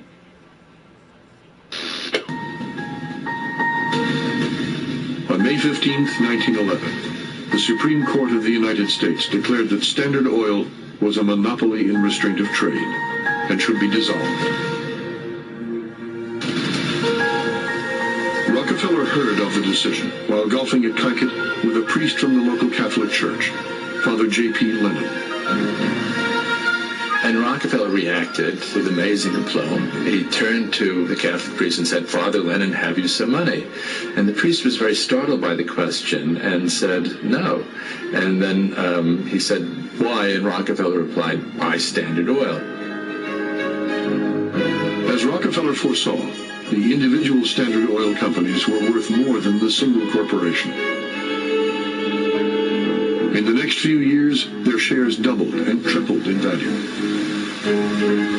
By the time the reign of cash was over, Rockefeller had the greatest personal fortune in history, nearly 2% of the American economy. And it was really losing the antitrust case that converted John D. Rockefeller into history's first billionaire. So that Standard Oil was punished in the federal antitrust case, but John D. Rockefeller Sr. most assuredly was not. To the amazement of the world, Rockefeller's punishment had in fact been his reward. Rather than being taken down a peg, the splitting up of the Standard Oil monopoly had launched him as the world's only acknowledged billionaire at a time when the average annual income in America was $520. Rockefeller's story was perfectly mirrored by the story of Colonel Edwin Drake. Having struck oil in Titusville and given rise to a billion-dollar global industry, Drake had not had the foresight to patent his drilling technique or even to buy up the land around his own well. He ended up in poverty, relying on an annuity from the state of Pennsylvania to scrape together a living and dying in 1880. For the oligarchy, the lesson of the rise of Rockefeller was obvious. The more ruthlessly that monopoly was pursued, the tighter that control was grasped, the greater the lust for power and money, the greater the reward would be in the end. From now on, no invention would derail the oil majors from their quest for total control. No competition would be tolerated. No threat to the oligarchs would be allowed to rise. Growing heart hope that I'm the first person to put a Christmas tree on your phone. If luck is a raindrop, I'd send you a shower. If hope is a minute, I'd send you an hour. If happiness is a leaf, I'd give you a tree. And if you need a friend, when asked how he could justify the treachery and deceit with which he had pursued the creation of the Standard Oil monopoly, John D. Rockefeller is reputed to have said, "Competition is a sin." This is the mentality of the monopolist, and it is this justification, framed as religious conviction, that drove the oligarchs to so ruthlessly eliminate anyone who would dare rise up as a pretender to their throne. Ironically, it was the competition between the oligarchs in the early 20th century that helped give rise to an early external threat to their empire: alcohol fuel. As historian Lyle Cummins has noted of the period, the oil trust battles between Rockefeller, the Rothschilds, the Nobels, and Marcus Samuel's Shell kept prices in a state of flux, and engines often had to be adaptable to the fuel that was available. In many areas where oil wasn't available, the alternative was alcohol. Ethyl alcohol had been used as fuel for lamps and engines since the early 19th century. Although it was generally more expensive, alcohol fuel offered a stability of supply that was alluring, especially in areas like London or Paris that did not have predictable access to oil supplies. Alcohol has a lower heat value, or BTU, than gasoline, but a series of tests by the U.S. Geological Survey and the U.S. Navy in 1907 and 1908 proved that the higher compression ratio of alcohol engines could perfectly offset the lower heat value, thus making alcohol and gasoline engines fuel economy equivalent. One early supporter of alcohol fuel was Henry Ford, who designed his Model T to run on either alcohol or gasoline. Sensing an opportunity for new markets to boost the independent American farms that he felt were vital to the nation, Henry Ford told the New York Times, "The fuel of the future is going to come from fruit like that sumac out by the road, or from apples, weeds, sawdust, almost anything. There is fuel in every bit of vegetable matter that can be fermented." Farmers, looking to capitalize on this, lobbied for the repeal of a $2.08 per gallon alcohol tax that had been imposed to help pay for the Civil War. They were aided by those who saw fuel alcohol as a way to break the oligarchs' monopoly. In support of a bill to repeal the alcohol tax, President Teddy Roosevelt told the U.S. Congress in 1906, "The Standard Oil Company has, largely by unfair or unlawful methods, crushed out home competition. It is highly desirable that an element of competition should be introduced by the passage of some such law as that which has already passed the House, putting alcohol used in the arts and manufactures upon the free list." The alcohol tax was repealed in 1906, and for a time corn ethanol at 14 cents a gallon was cheaper than gasoline at 22 cents a gallon. The promise of cheap, unpatentable, unmonopolizable fuel production open to anyone with raw vegetable matter and a still, swept the nation. But cheap, plentiful fuel that can be grown and produced locally and independently is not what the oligarchs had in mind. A 1909 USGS report comparing gas and alcohol engines had noted that a significant point in alcohol fuel's favor was that there were fewer restrictions on alcohol engines. For the oligarchs, the answer was simple: find a way to place greater restrictions on alcohol engines. Thankfully for them, the answer to their problem was already gaining popular support. In the 19th century, America had a drinking problem. By 1830, the average American over 15 years old drank 7 gallons of pure alcohol per year, 3 times higher than today's average. This led to the first anti-alcohol movements in the 1830s and 1840s, and the formation of the Prohibition Party in 1869, and the Women's Christian Temperance Union in the 1870s. The movement enjoyed widespread and growing support, but had few political successes. Maine flirted with prohibition by outlawing the sale and manufacture of liquor in 1851, but the ban only lasted 5 years. This changed with the formation of the Anti-Saloon League in Standard Oil's birth state of Ohio in 1893.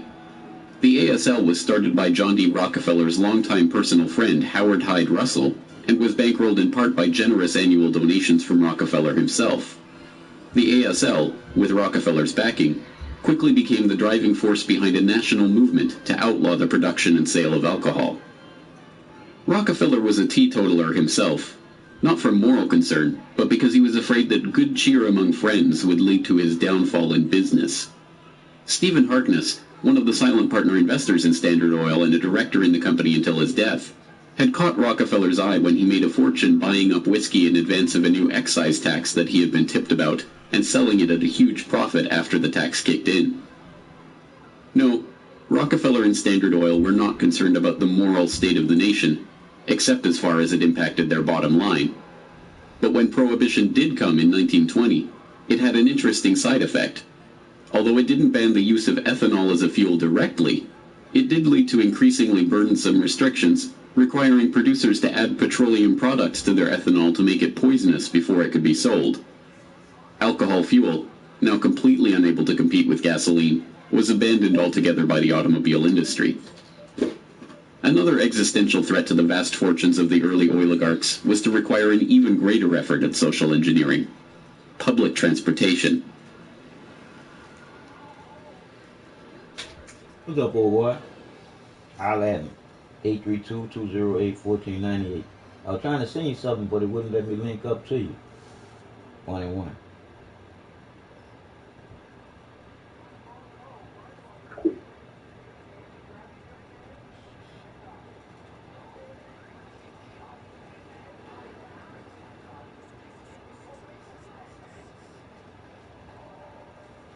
Yeah, good.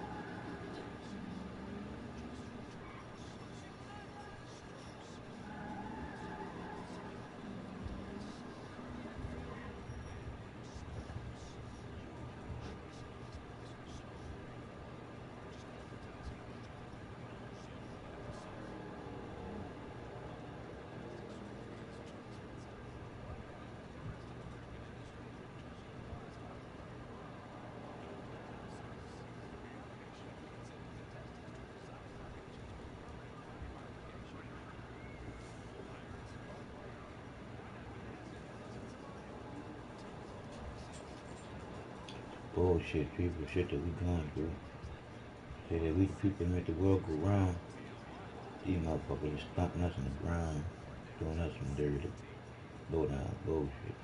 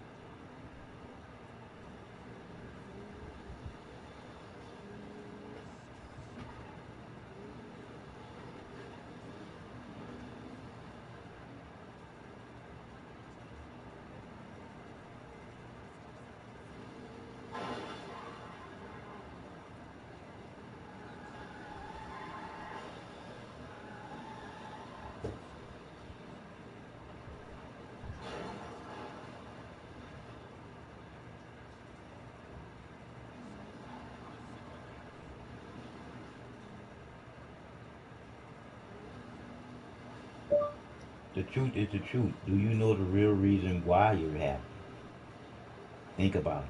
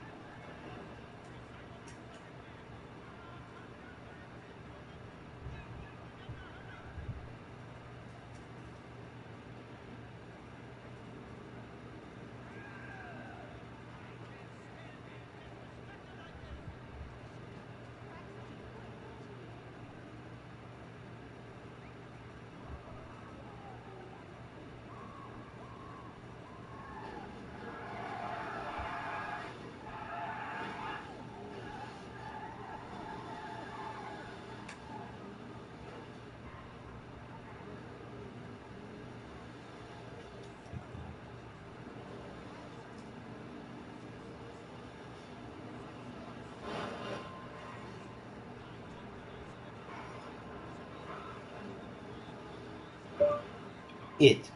The truth is just this. If you don't know who's in between you loving you, you don't know who is the reason why you are feeling the way you're feeling.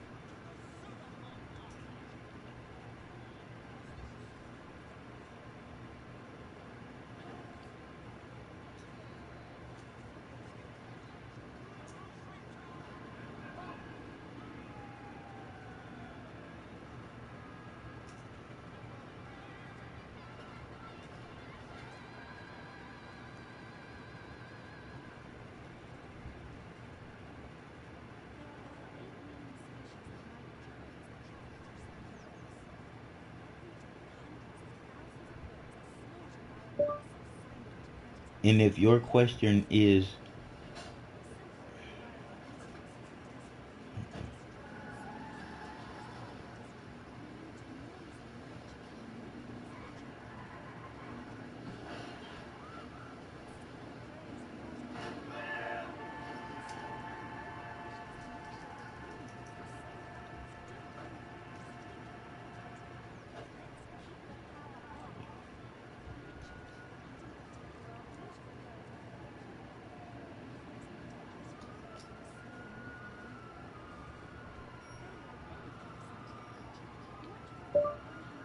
what's your answer to the question?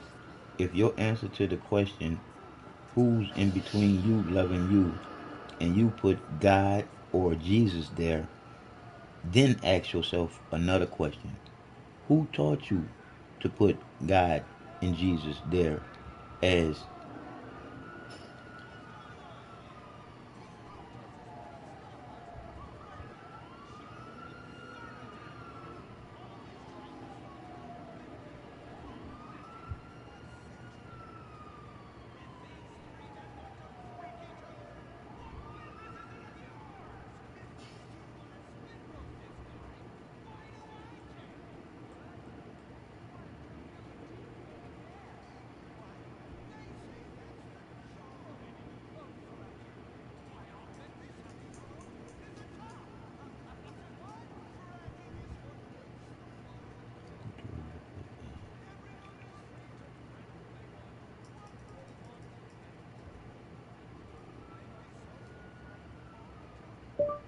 as the answer in between who is in between you loving you. Because the truth to the question is no human body.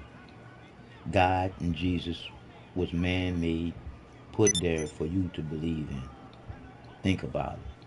The truth is the love within. You should know.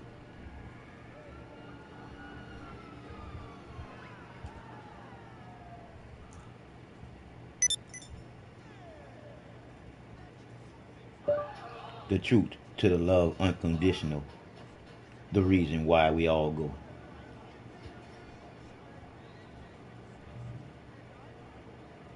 The love is unconditional. It comes from the divine creator.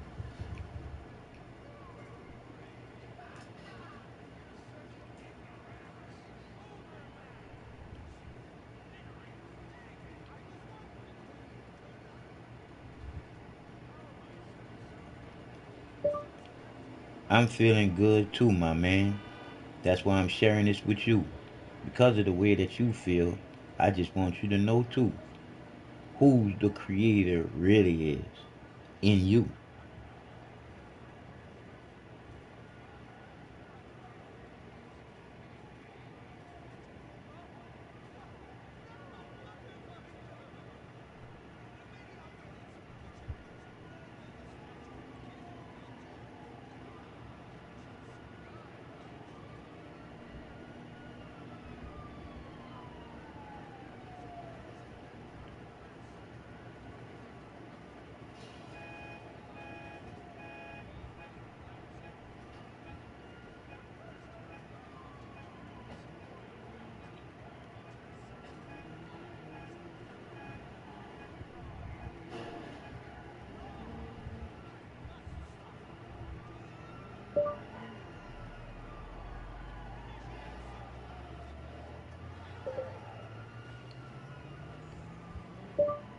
Knowing the truth in you.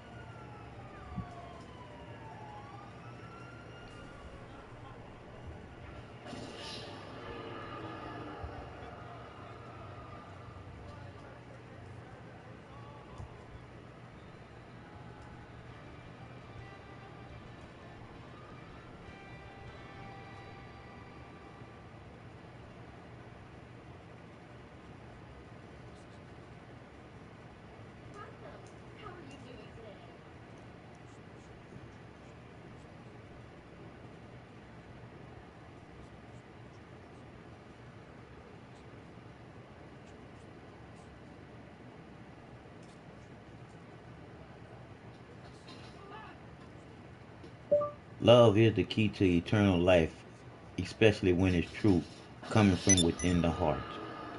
Be cool, man.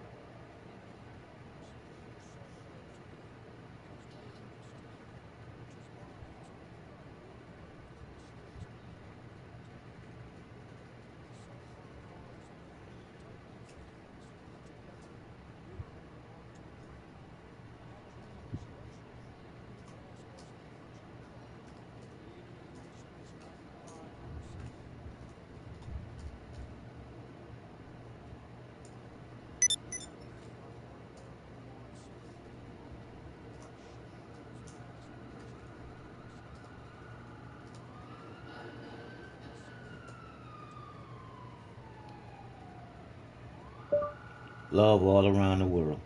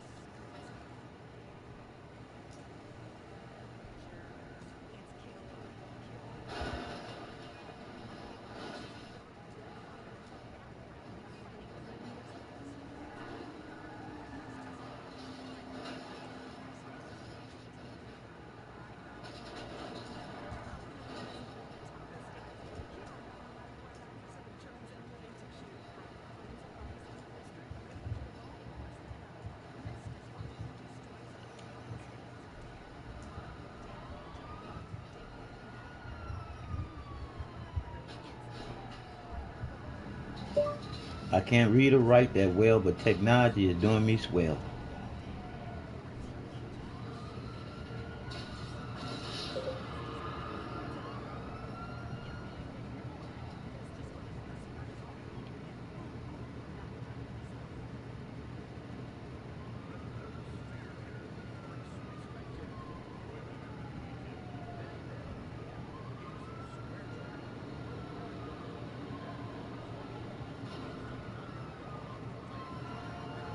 The truth is the truth. Do you know the real reason why you're happy? Think about it. The truth is just this. If you don't know who's in between you loving you, you don't know who is the reason why you are feeling happy. What's your answer to the question? If your answer to the question who's in between you loving you and you put God or Jesus there, then ask yourself another question: who taught you to put God and the answer in between? Who is in between you loving you? Because the truth to the question is no human body. God and Jesus was man-made, put there for you to believe and think about it. The truth is the love within you should know the truth, to love unconditional, the reason why we all go.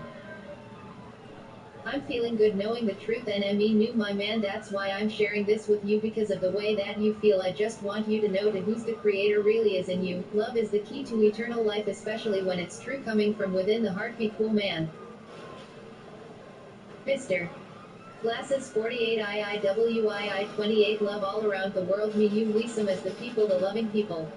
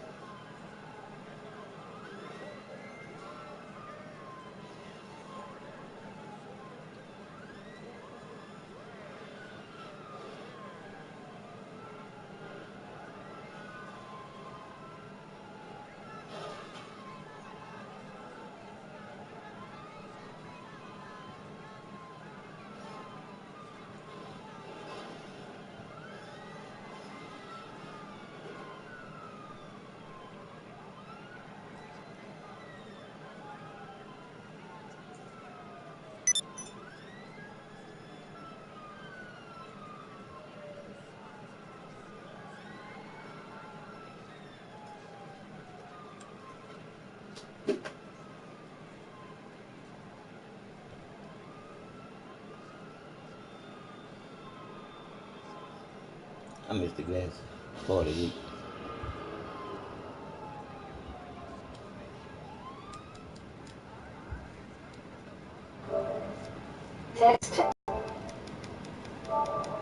Text to speech unavailable here.